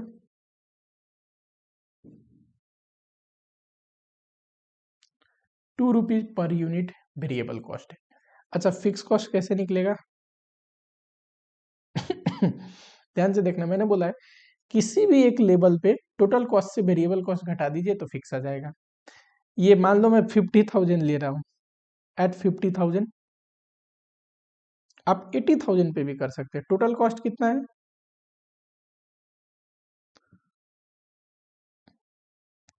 टोटल कॉस्ट है 1.5 लाख। वेरिएबल कॉस्ट कितना आएगा? देखो वेरिएबल कॉस्ट पर यूनिट है 2, 50,000 यूनिट इंटू 2 तो 50,000 आया फिक्स कॉस्ट। 80,000 पे करते तो इतना ही आता फिक्स कॉस्ट। देखो 80,000 पे 2,10,000 है total cost, and variable cost कैसे आएगा? 80,000 इंटू 2 तब भी इतना ही आएगा। यानी कि ये जो खर्चे हैं इसमें फिक्स खर्चा दोनों में कितना जुड़ा है? 50,000। अब वेरिएबल खर्चा कितना जुड़ा है? वेरिएबल खर्चा कितना जुड़ा है? 2 रुपीज पर यूनिट। देखो ध्यान से 50,000 प्लस 2 रुपीज पर यूनिट, कितना यूनिट है? 50,000। 1.5 लाख आ रहा है कि नहीं? हाँ जी। सिमिलरली दूसरे केस में 50,000 फिक्स है प्लस 2 रुपी पर यूनिट, यूनिट कितना है? 80,000। 2,10,000 आ रहा है कि नहीं? आ रहा है। ठीक है चलो, यानी कि खर्चे को अगर बिहेवियर वाइज देखा जाए तो variable, fix and semi variable. Semi fixed आपके सिलेबस में नहीं है। वेरिएबल मतलब जो लेवल ऑफ प्रोडक्शन अनुसार वेरी करता है, ये पर यूनिट फिक्स रहते हैं। फिक्स मतलब टोटलिटी में फिक्स रहेगा, पर यूनिट जब निकालोगे तो जैसे जैसे प्रोडक्शन बढ़ेगा ये गिरते जाता है। सेमी वेरिएबल मतलब जिसमें फिक्स्ड भी है plus variable cost per unit भी है। इसमें से अगर फिक्स और वेरिएबल अलग करना हो तो अगर वेरिएबल कॉस्ट पर यूनिट निकाल रहे हैं तो change in total cost divide by change in units. Fix cost निकाल रहे हैं तो किसी भी लेवल पे टोटल कॉस्ट में से वेरिएबल कॉस्ट घटा दीजिए। चलो यूनिट कॉस्टिंग का क्वेश्चन देखते हैं कुछ। फ्रॉम द फ्लोइंग डेटा, ये आपको वेरी इजी लगेगा, मैं नहीं भी कराता तो चलता है। जो बच्चा कॉस्ट शीट पढ़ चुका उसके लिए यूनिट कॉस्टिंग कुछ नहीं है। यूनिट कॉस्टिंग में टोटल कॉस्ट निकालते हैं, डिवाइड कर देते हैं यूनिट से। टोटल कॉस्ट निकालने में जब कॉस्ट शीट में हमने देखा उससे डिटेल में क्वेश्चन नहीं होगा। ठीक है, तो बहुत आसान चैप्टर है, आराम से करते हैं। ठीक है, पहला क्वेश्चन करने जा रहे हैं। ठीक है, आ जाओ जरा। From the flowing data to manufacture standard output during 4 weekend 28 Feb. देखो एक महीने का डेटा है, कह रहा है 4 हफ्ते जो कि एंड हो रहा है 28 फेब को, यानी कि पूरी फरवरी मंथ का डेटा है। रॉ मटेरियल कंज्यूम दिया है, डायरेक्ट वेजेस दिया है, मशीन कितना घंटा चला और किस रेट से मशीन का खर्चा आता है, मशीन ओवरहेड ये दिया है, फैक्ट्री ओवरहेड का हिस्सा है। Office overhead 10% on work cost का मतलब फैक्ट्री कॉस्ट। जब भी office and administrative overhead factory cost का दे 13%, तो उसको कॉस्ट ऑफ प्रोडक्शन में आप क्या लेंगे, related to production, administrative overhead related to production लेना है। सेलिंग ओवरहेड दिया है 20 पर यूनिट, जितने भी यूनिट सोल्ड होंगे उस पर लगता है। यूनिट प्रोड्यूस एंड सोल्ड है 10,000 और सेल्स रुपीज कितना है पर unit 120। You are required to find cost per unit and total profit. ठीक है, कोई बात नहीं।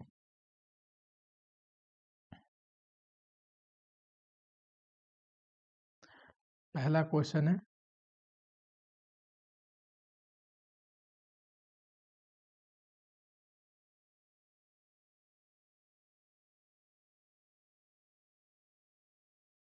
Total cost. अब देखो, जो बच्चा कॉस्ट शीट कर रखा है उसको ये चैप्टर क्या ही मुश्किल लगेगा।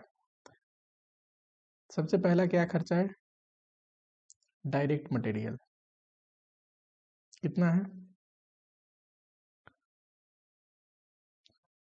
4 लाख। फिर आता है डायरेक्ट लेबर कॉस्ट,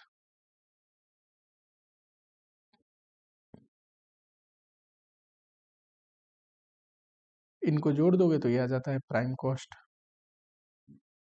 इसमें क्या जोड़ता है, फैक्ट्री ओवरहेड कितना है जरा देखना सर। 3200 घंटे मशीन चलता है और 1 घंटे चलने का खर्चा है 40।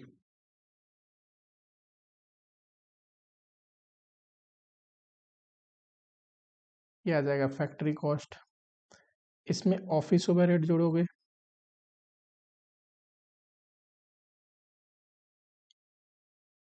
ये आ जाएगा कॉस्ट ऑफ प्रोडक्शन। अच्छा, office overhead related to production क्यों माना मैंने, क्योंकि ये फैक्ट्री कॉस्ट का परसेंटेज में एक्सप्रेस है। चलो फटाफट से करो।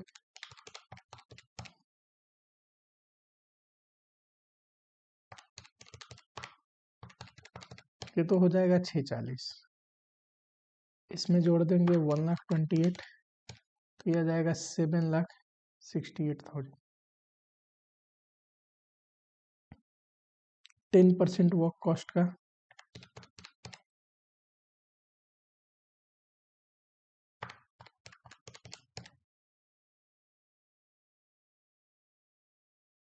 ठीक है। सेलिंग ओवरहेड ये कितना है, तो ये है 20 पर यूनिट और 10,000 यूनिट बन के बिके हैं।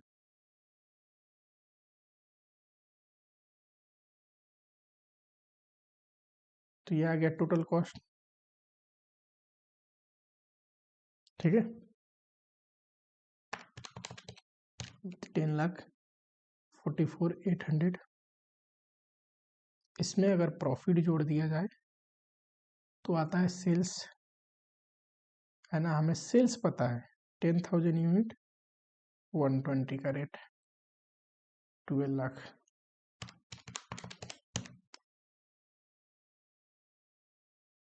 क्या क्या पूछा है, एक तो पूछा है कॉस्ट बताओ और दूसरा पूछा है प्रॉफिट बताओ।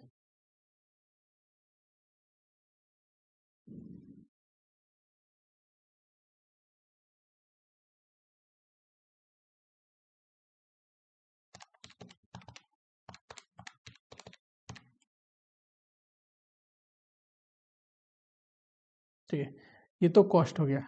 अच्छा, प्रॉफिट पर यूनिट नहीं बोला है, अच्छा पर यूनिट भी कर सकते हो, डिवाइड कर दो यूनिट से।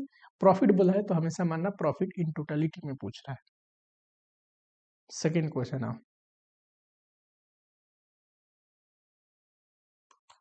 सेकेंड क्वेश्चन में कहता है Atharva pharma care private produce a uniform type of product. हमने पढ़ा था कि यूनिफॉर्म प्रोडक्ट होते हैं आइडेंटिकल, वहीं पे यूनिट कॉस्टिंग लगता है। And has manufacturing capacity of 3,000 per week. Of 48 hours, एक हफ्ते में हम लगभग 48 आवर्स काम करते हैं और उसमें हमारी जो कैपेसिटी है वो 3000 यूनिट का है। From the record of company flowing data has been available, कह रहा है कंपनी के रिकॉर्ड से ये डेटा अवेलेबल है। ये हफ्ता जो है वीक नंबर 1 हमने इतना बनाया था जिसमें मटेरियल, वेजेस एंड ओवरहेड का खर्चा ये था। ये सेकेंड वीक, थर्ड वीक का भी दिया है। अब कह रहा है assume that the company charges 20% profit on selling price, find out selling price per unit when weekly production is 2000। अगर 2000 यूनिट का प्रोडक्शन हो तो सेलिंग प्राइस पर यूनिट बताइए, यही पूछ रहा है। हाँ जी यही पूछ रहा है। आप बोल सकते हैं कि सर यहाँ तो बोला 3000 बनाते हैं, फिर प्रोडक्शन ऐसे क्यों दिया है, किसी हफ्ते 12 से, किसी हफ्ते 16 से। देखो ये जो है ना, ये अपना नॉर्मल कैपेसिटी है, इतना बना सकते हैं पर जरूरी नहीं इतना बनाते हैं, है ना। जो अपनी टोटल कैपेसिटी होती है, जरूरी है क्या फुल कैपेसिटी पे कोई काम करे, नहीं। तो एक्चुअल में उससे कम कैपेसिटी पे यहाँ पे डेटा दे रखा है और हमें बनाना भी कितना है 2000 पे, कोई दिक्कत नहीं।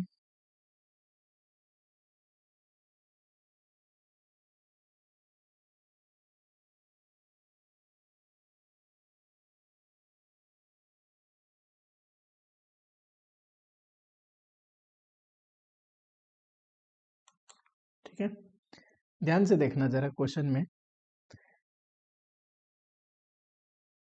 यहाँ पे जो डायरेक्ट मटेरियल का खर्चा है, हमने पढ़ा है कि मटेरियल का खर्चा वेरिएबल होता है, लेकिन हमने पढ़ा है इस बेसिस पे ट्रीटमेंट नहीं करेंगे। कई बार मटेरियल का खर्चा वेरिएबल ना देके सेमी वेरिएबल भी दे सकता है, ऐसा कभी नहीं होगा, ये लॉजिकली क्वेश्चन मिस्टेक है। Direct material, direct labour, direct expense ये वेरिएबल कॉस्ट ही होते हैं, लेकिन तब भी आपको चेक करके बताना है कि ये वेरिएबल कॉस्ट है।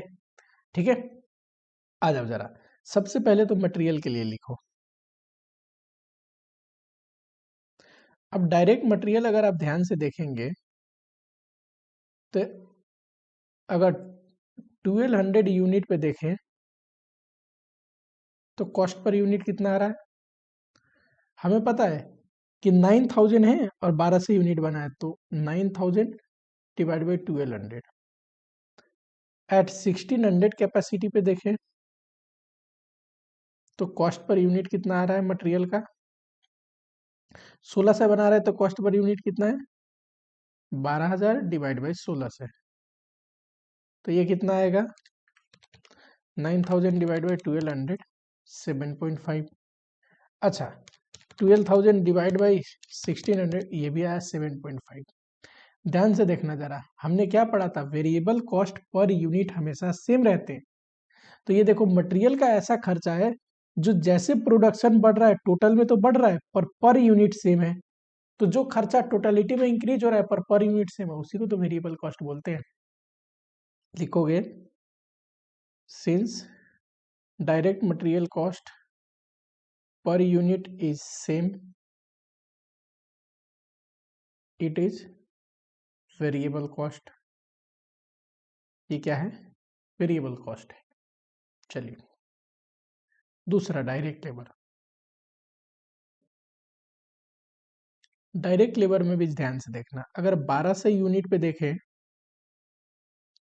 तो लेबर कॉस्ट पर यूनिट कितना आ रहा है, ये देखो 3600 है और 12 से यूनिट, ये 3 आएगा। At 1600 units labour cost per unit कितना है, तो पूरा लिखना लेबर कॉस्ट, ठीक है, ये भी 3 रुपीज आ रहा है। अब बताओ लेबर कॉस्ट भी जैसे जैसे यूनिट बढ़ रहा है, जैसे जैसे यूनिट बढ़ रहा है टोटालिटी में तो बढ़ रहा है पर यूनिट सेम है, तो ये वेरिएबल कॉस्ट है। Labour cost is a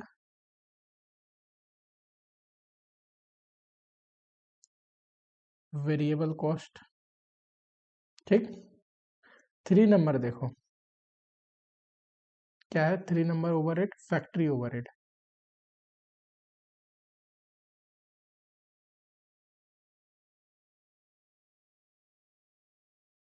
factory overhead,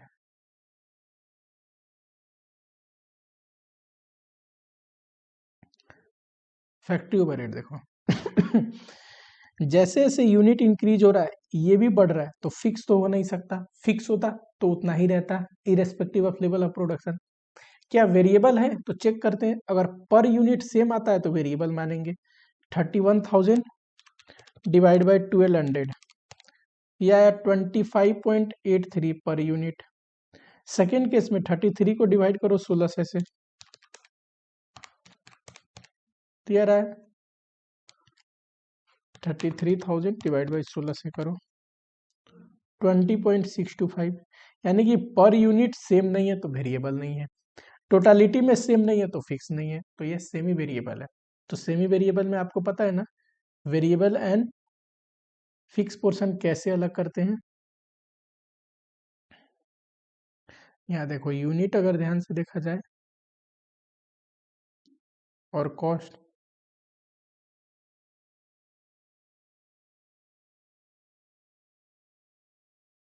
तो इसमें से वेरिएबल कॉस्ट पर यूनिट कैसे निकलेगा, change in total cost divide by change in units fix cost. किसी भी लेवल पे मैं 12 से यूनिट पे करता हूँ, total cost minus variable cost, total cost कितना है 31,000, वेरिएबल कॉस्ट कितना आएगा 12 से इंटू 5, 25,000। ठीक है, चलो अब बनाते हैं।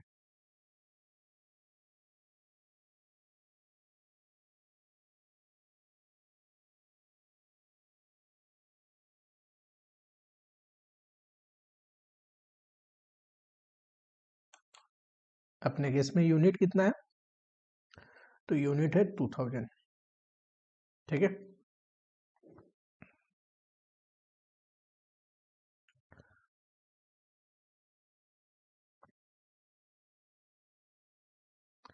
डायरेक्ट मटेरियल हमने निकाल रखा है 7.5 पर यूनिट है। डायरेक्ट लेबर ये भी निकाल रखा है 3 रुपीज पर यूनिट।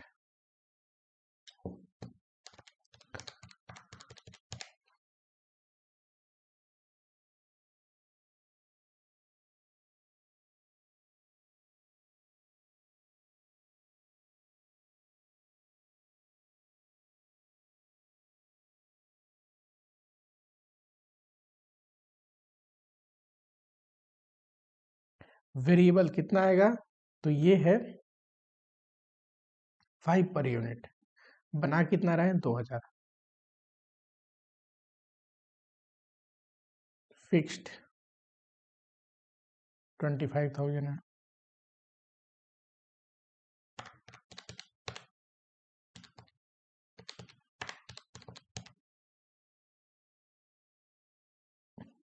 ये क्या आया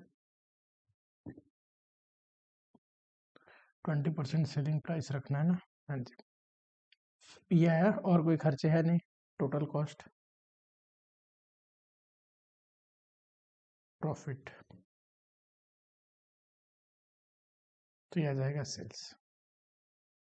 जरा देखो सेल्स का 20% रखना है प्रॉफिट, सेल्स अगर 100 हो तो प्रॉफिट 20 हो जाएगा, सेल्स का 20%, फिर कॉस्ट तो 80 होना पड़ेगा, क्यों 80 कॉस्ट होगा तभी तो 20 प्रॉफिट जोड़ के सेल प्राइस 100 आएगा। अब देखो सेल्स कैसे निकलेगा, सर 56,000 हमें पता है कॉस्ट, ये अगर 80 है तो 100 कितना,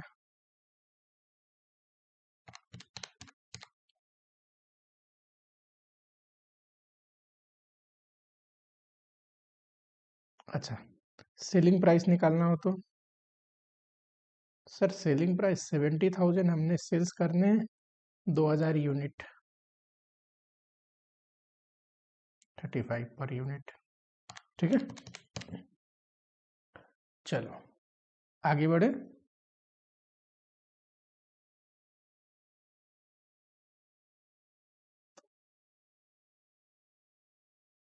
ये देखो मैंने आपको बताया था आज जो लास्ट ये कॉस्ट में जो हमने क्वेश्चन किया था आज क्लास की स्टार्टिंग में, वो जो क्वेश्चन था बिल्कुल सिमिलर क्वेश्चन ये आ रखा है, बिल्कुल सिमिलर। बल्कि इससे ज़्यादा बढ़िया क्वेश्चन वो था तो मैंने वो कराया था। क्या कह रहा है, इतना कैपेसिटी है per annum, direct material cost दिया है, लेबर कॉस्ट दिया है, वहां पे क्या था, मिनिमम वेजेस भी था, ओवरहेड फिक्स भी दिया है, वेरिएबल भी दिया है।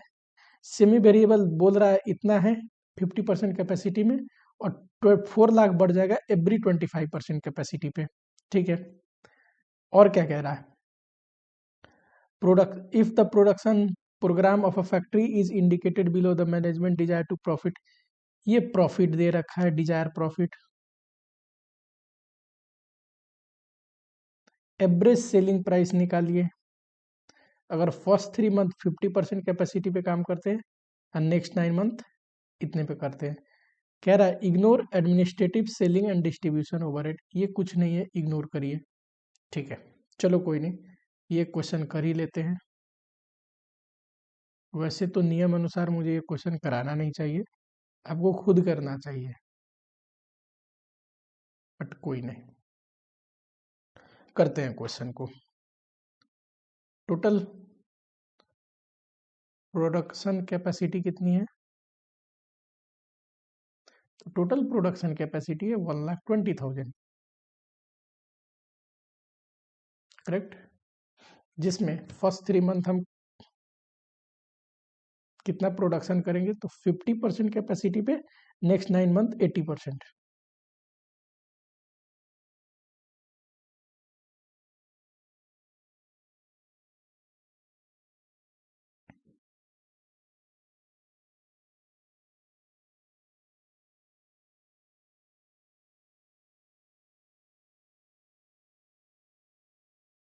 चलो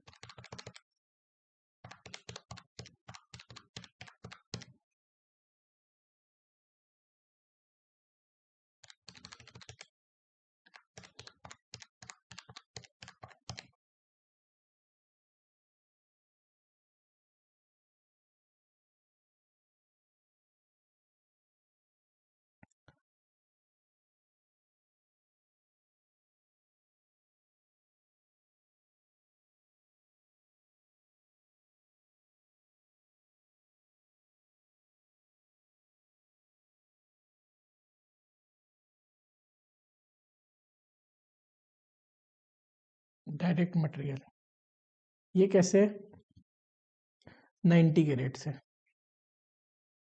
जरा करो, 15,000 इंटू 90 करोगे 13,50,000 आएगा, 72,000 इंटू 90 करोगे 64,80,000 आएगा।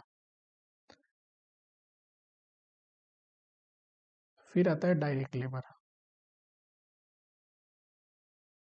अच्छा, डायरेक्ट लेबर का क्या रेट है, 60। उस क्वेश्चन में याद होगा 30 रेट था, मिनिमम वेजेस था 48,000 पर मंथ।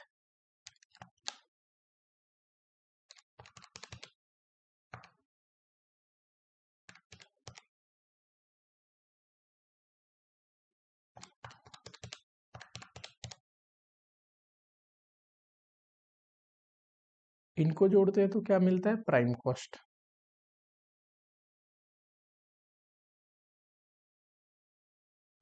ठीक है, उसके बाद फैक्ट्री ओवरहेड,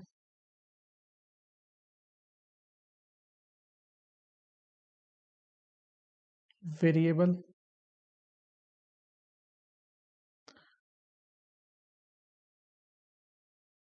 ध्यान से सुनना, वेरिएबल ओवरहेड कितना है, 100 पर यूनिट।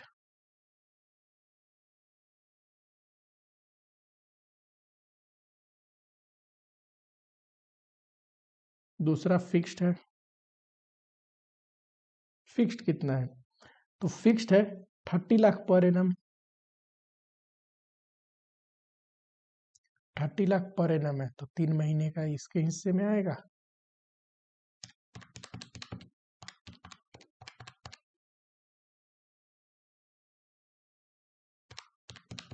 बचा हुआ 22,50,000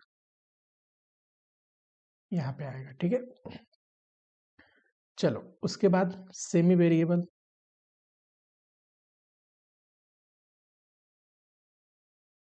ध्यान से देखना, सेमी वेरिएबल क्या कहता है, 20 लाख लगेगा 50% कैपेसिटी पे। फर्स्ट 3 मंथ में हम कहाँ काम कर रहे हैं, 50% कैपेसिटी पे, यहाँ पे 80%। तो सर 20 लाख तो लगेगा, ये पूरे साल का है, तो 3 महीने का कितना,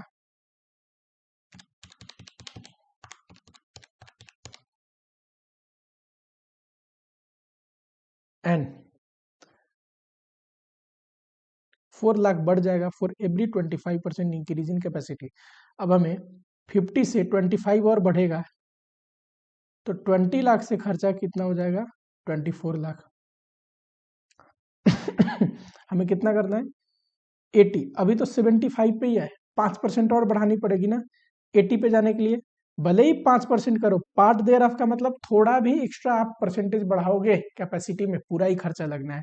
तो 24 लाख तो था ही, 4 लाख और ऐड हो जाएगा, तो ये आ जाएगा 28 लाख। करेक्ट।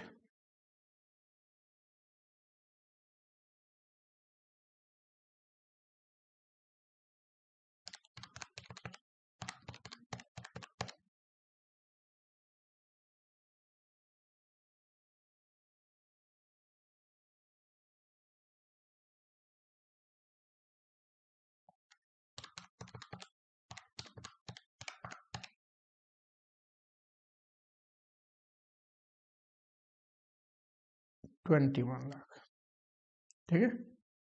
चलो,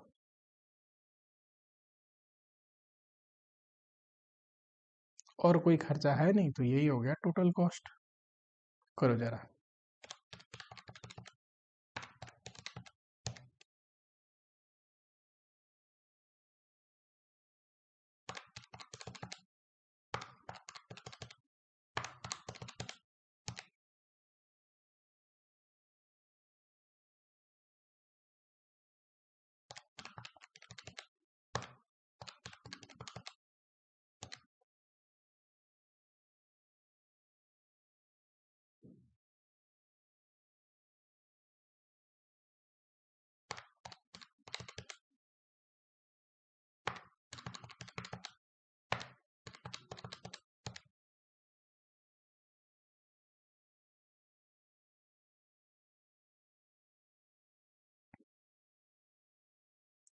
टोटल कॉस्ट की बात करें साल में, तो ये जोड़ दो और ये जोड़ दो, कितना आएगा,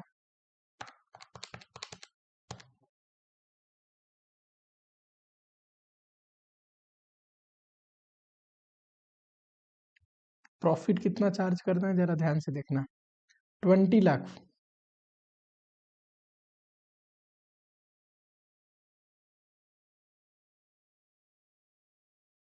तो ये आ जाएगा सेल्स,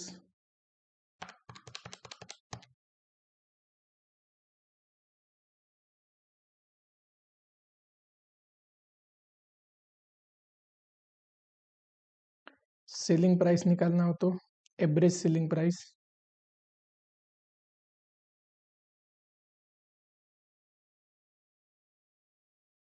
कितना यूनिट है, देखो 72 + 15 करोगे तो ये आएगा 87,000।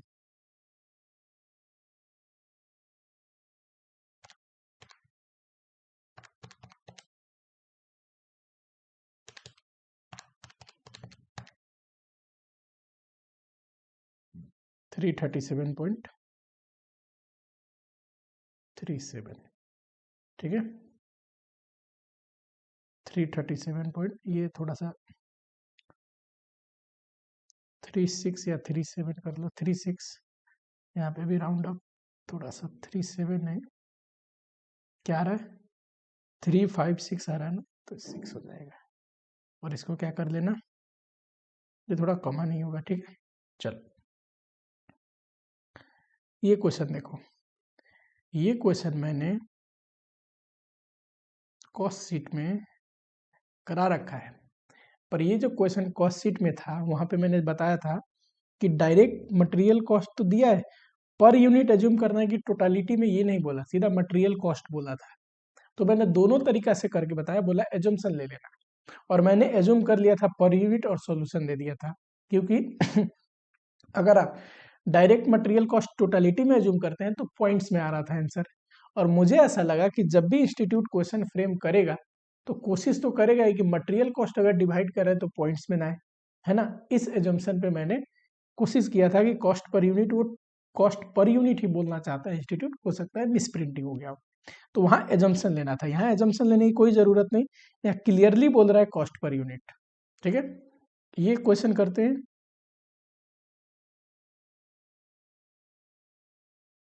फिर अपना बैच कॉस्टिंग स्टार्ट हो जाएगा। ठीक है, यूनिट कॉस्टिंग का एक लास्ट क्वेश्चन है। आ जाओ फटाफट से आओ। चलो, और याद होगा आपको वो जो क्वेश्चन था उसमें super pen and normal pen का कंसेप्ट था, है ना। दो प्रोडक्ट, एक सुपर पेन थे, एक नॉर्मल पेन। यहाँ पे दे रखा है cloth marks and disposable marks. आपको पता होगा डिस्पोजेबल मार्क्स हम यूज करके थ्रो कर देते हैं, क्लोथ मार्क्स एक से ज्यादा बार भी यूज करते हैं। दो प्रोडक्ट बनाता है कंपनी, एक डिस्पोजेबल मार्क्स, एक क्लोज मार्क्स। ठीक है, 31 मार्च 22 को डिटेल दे रखा है।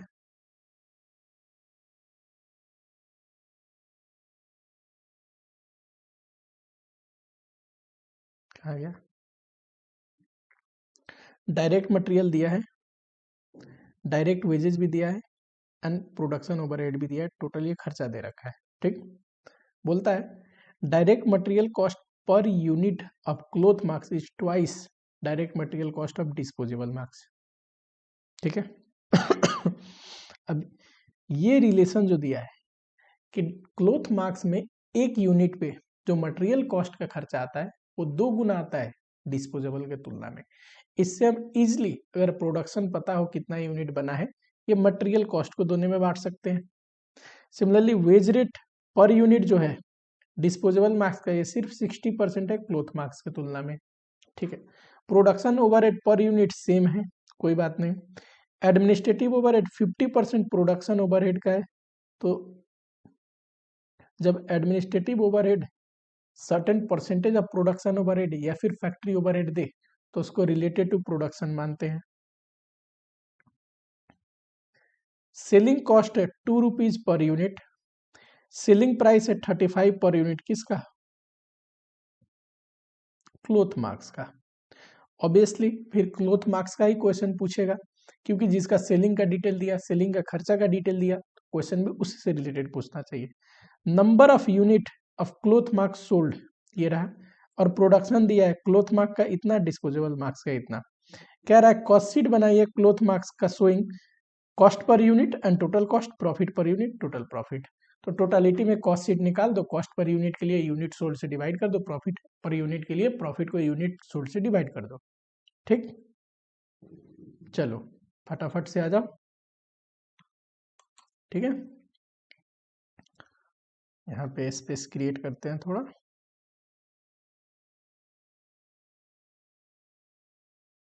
अगर हम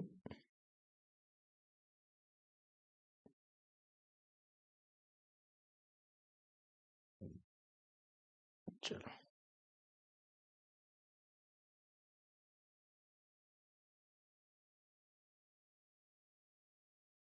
कौन से आइटम में आया हुआ क्वेश्चन है?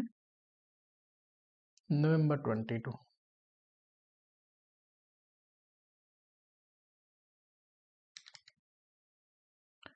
चलिए सबसे पहले वर्किंग नोट कर लें।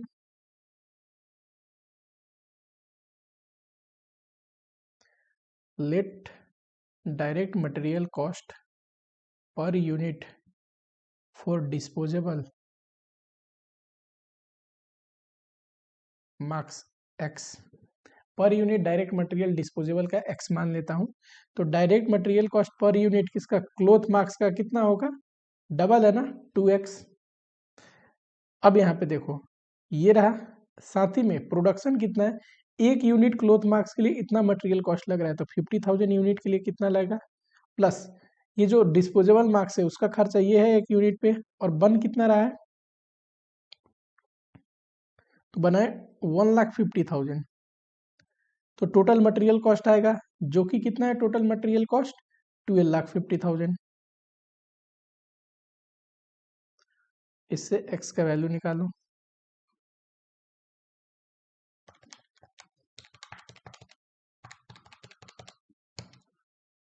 5 आया, यानी कि डायरेक्ट कॉस्ट जो लगा है ना मटेरियल कॉस्ट डिस्पोजेबल में वो 5 रुपीज़ लगा है, और साथ ही में क्लोथ में 5 इंटू 2 10 रुपीज़ लगा है। तो मटेरियल कॉस्ट अगर निकालेंगे, direct material cost for cloth marks, तो ये कितना आएगा? ये आएगा सर 5 इंटू 2 10, ये तो पर यूनिट है और बनाए हैं 50,000, 5 लाख आ गया। सिमिलरली वर्किंग नंबर 2 करते हैं लेबर कॉस्ट के लिए। एज्यूम या लेट कर दो, direct labour cost per unit for cloth marks x, क्योंकि डिस्पोजेबल का क्या दिया है 60% ऑफ क्लोथ, तो क्लोथ को एक्स मान लो। तो direct material cost disposable marks के लिए कितना हो गया 0.6x। अब देखो क्लोथ मार्क्स का x आया, बना कितना है 50,000, डिस्पोजेबल मार्क्स का 0.6x बना कितना है 1.5 लाख। तो टोटल डायरेक्ट लेबर कॉस्ट ये आ जाएगा, देख कितना रहा है टोटल लेबर कॉस्ट 7 लाख।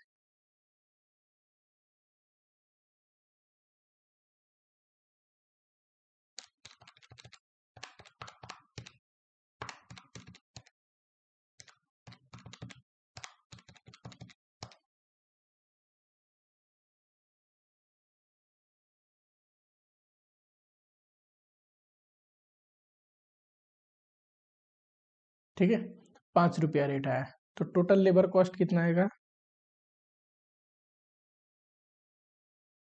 किसका? क्लोथ मार्क्स का। 5 रुपया रेट है, 50,000, 2,50,000। सिमिलरली वर्किंग नोट नंबर 3 कर लो, किसके लिए? Production overhead. दोनों के लिए सेम ही है प्रोडक्शन ओवरहेड, देखो per unit same for both. तो देखो पर यूनिट अगर निकालना हो तो टोटल प्रोडक्शन ओवरहेड ले लो जो कि है 4 लाख, टोटल यूनिट से डिवाइड कर दो जो कि आ जाएगा 2 लाख, तो ये आएगा 2 रुपीज, करेक्ट।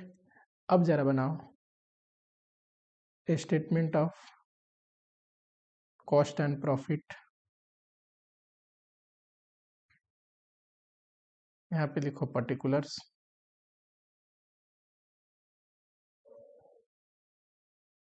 डायरेक्ट मटेरियल देखो जरा कितना खर्चा लग रहा है डायरेक्ट मटेरियल का 5 लाख, डायरेक्ट लेबर 2,50,000, ये रहा, ये आ जाएगा प्राइम कॉस्ट। इसमें अगर आप जोड़ देते हैं प्रोडक्शन ओवरहेड,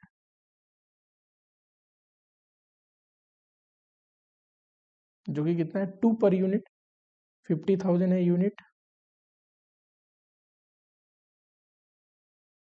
फैक्ट्री कॉस्ट,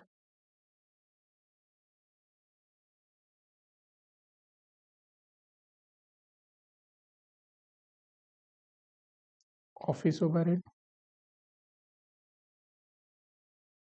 कितना है, एडमिनिस्ट्रेटिव ओवरहेड 50% प्रोडक्शन ओवरहेड का, ये रहा प्रोडक्शन ओवरहेड, इसका 50% 50,000,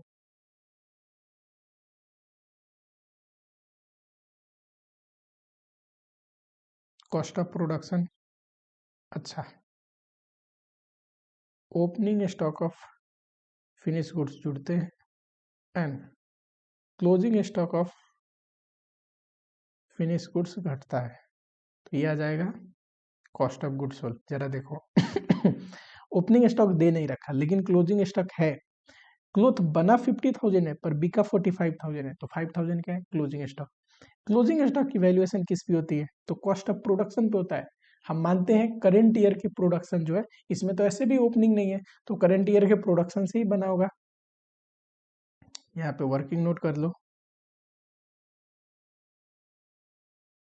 प्रोडक्शन कॉस्ट क्लोजिंग स्टॉक का सीधा वैल्यूएशन कर देता हूँ। वैल्यू ऑफ क्लोजिंग स्टॉक,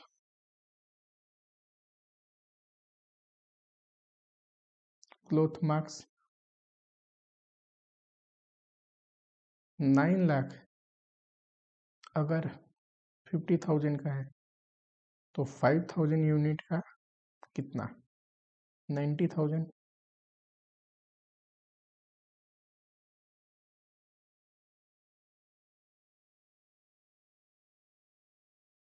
चलो, और क्या है, सेलिंग का खर्चा है 2 पर यूनिट, सेलिंग का खर्चा मैंने बोला है यूनिट सोल्ड पे लगता है।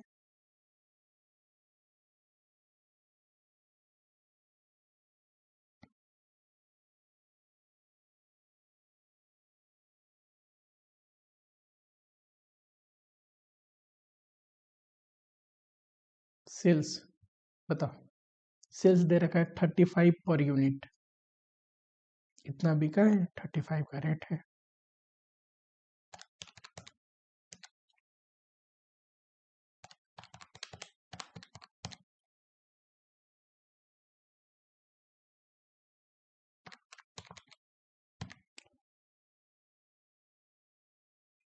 पूछा क्या है, नीचे कर लेना आप लोग।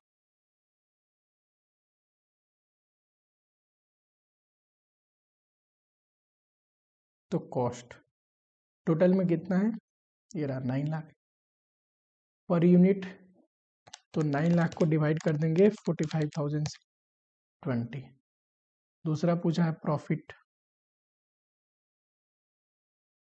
ये तो टोटल में है 6,75,000, डिवाइड करो 45,000 तो पर यूनिट आएगा 15। और देखो सेलिंग प्राइस 35 है क्या, देखो, हाँ जी है, ठीक है। चलो, आज की क्लास की टाइमिंग यहीं पे खत्म होता है। आपको क्या करना है, चैनल को सब्सक्राइब, वीडियो को लाइक, जो भी दिक्कत है कमेंट बॉक्स में लिखिए। मिलता हूँ आप लोगों से नेक्स्ट लेक्चर में बैच कॉस्टिंग के साथ।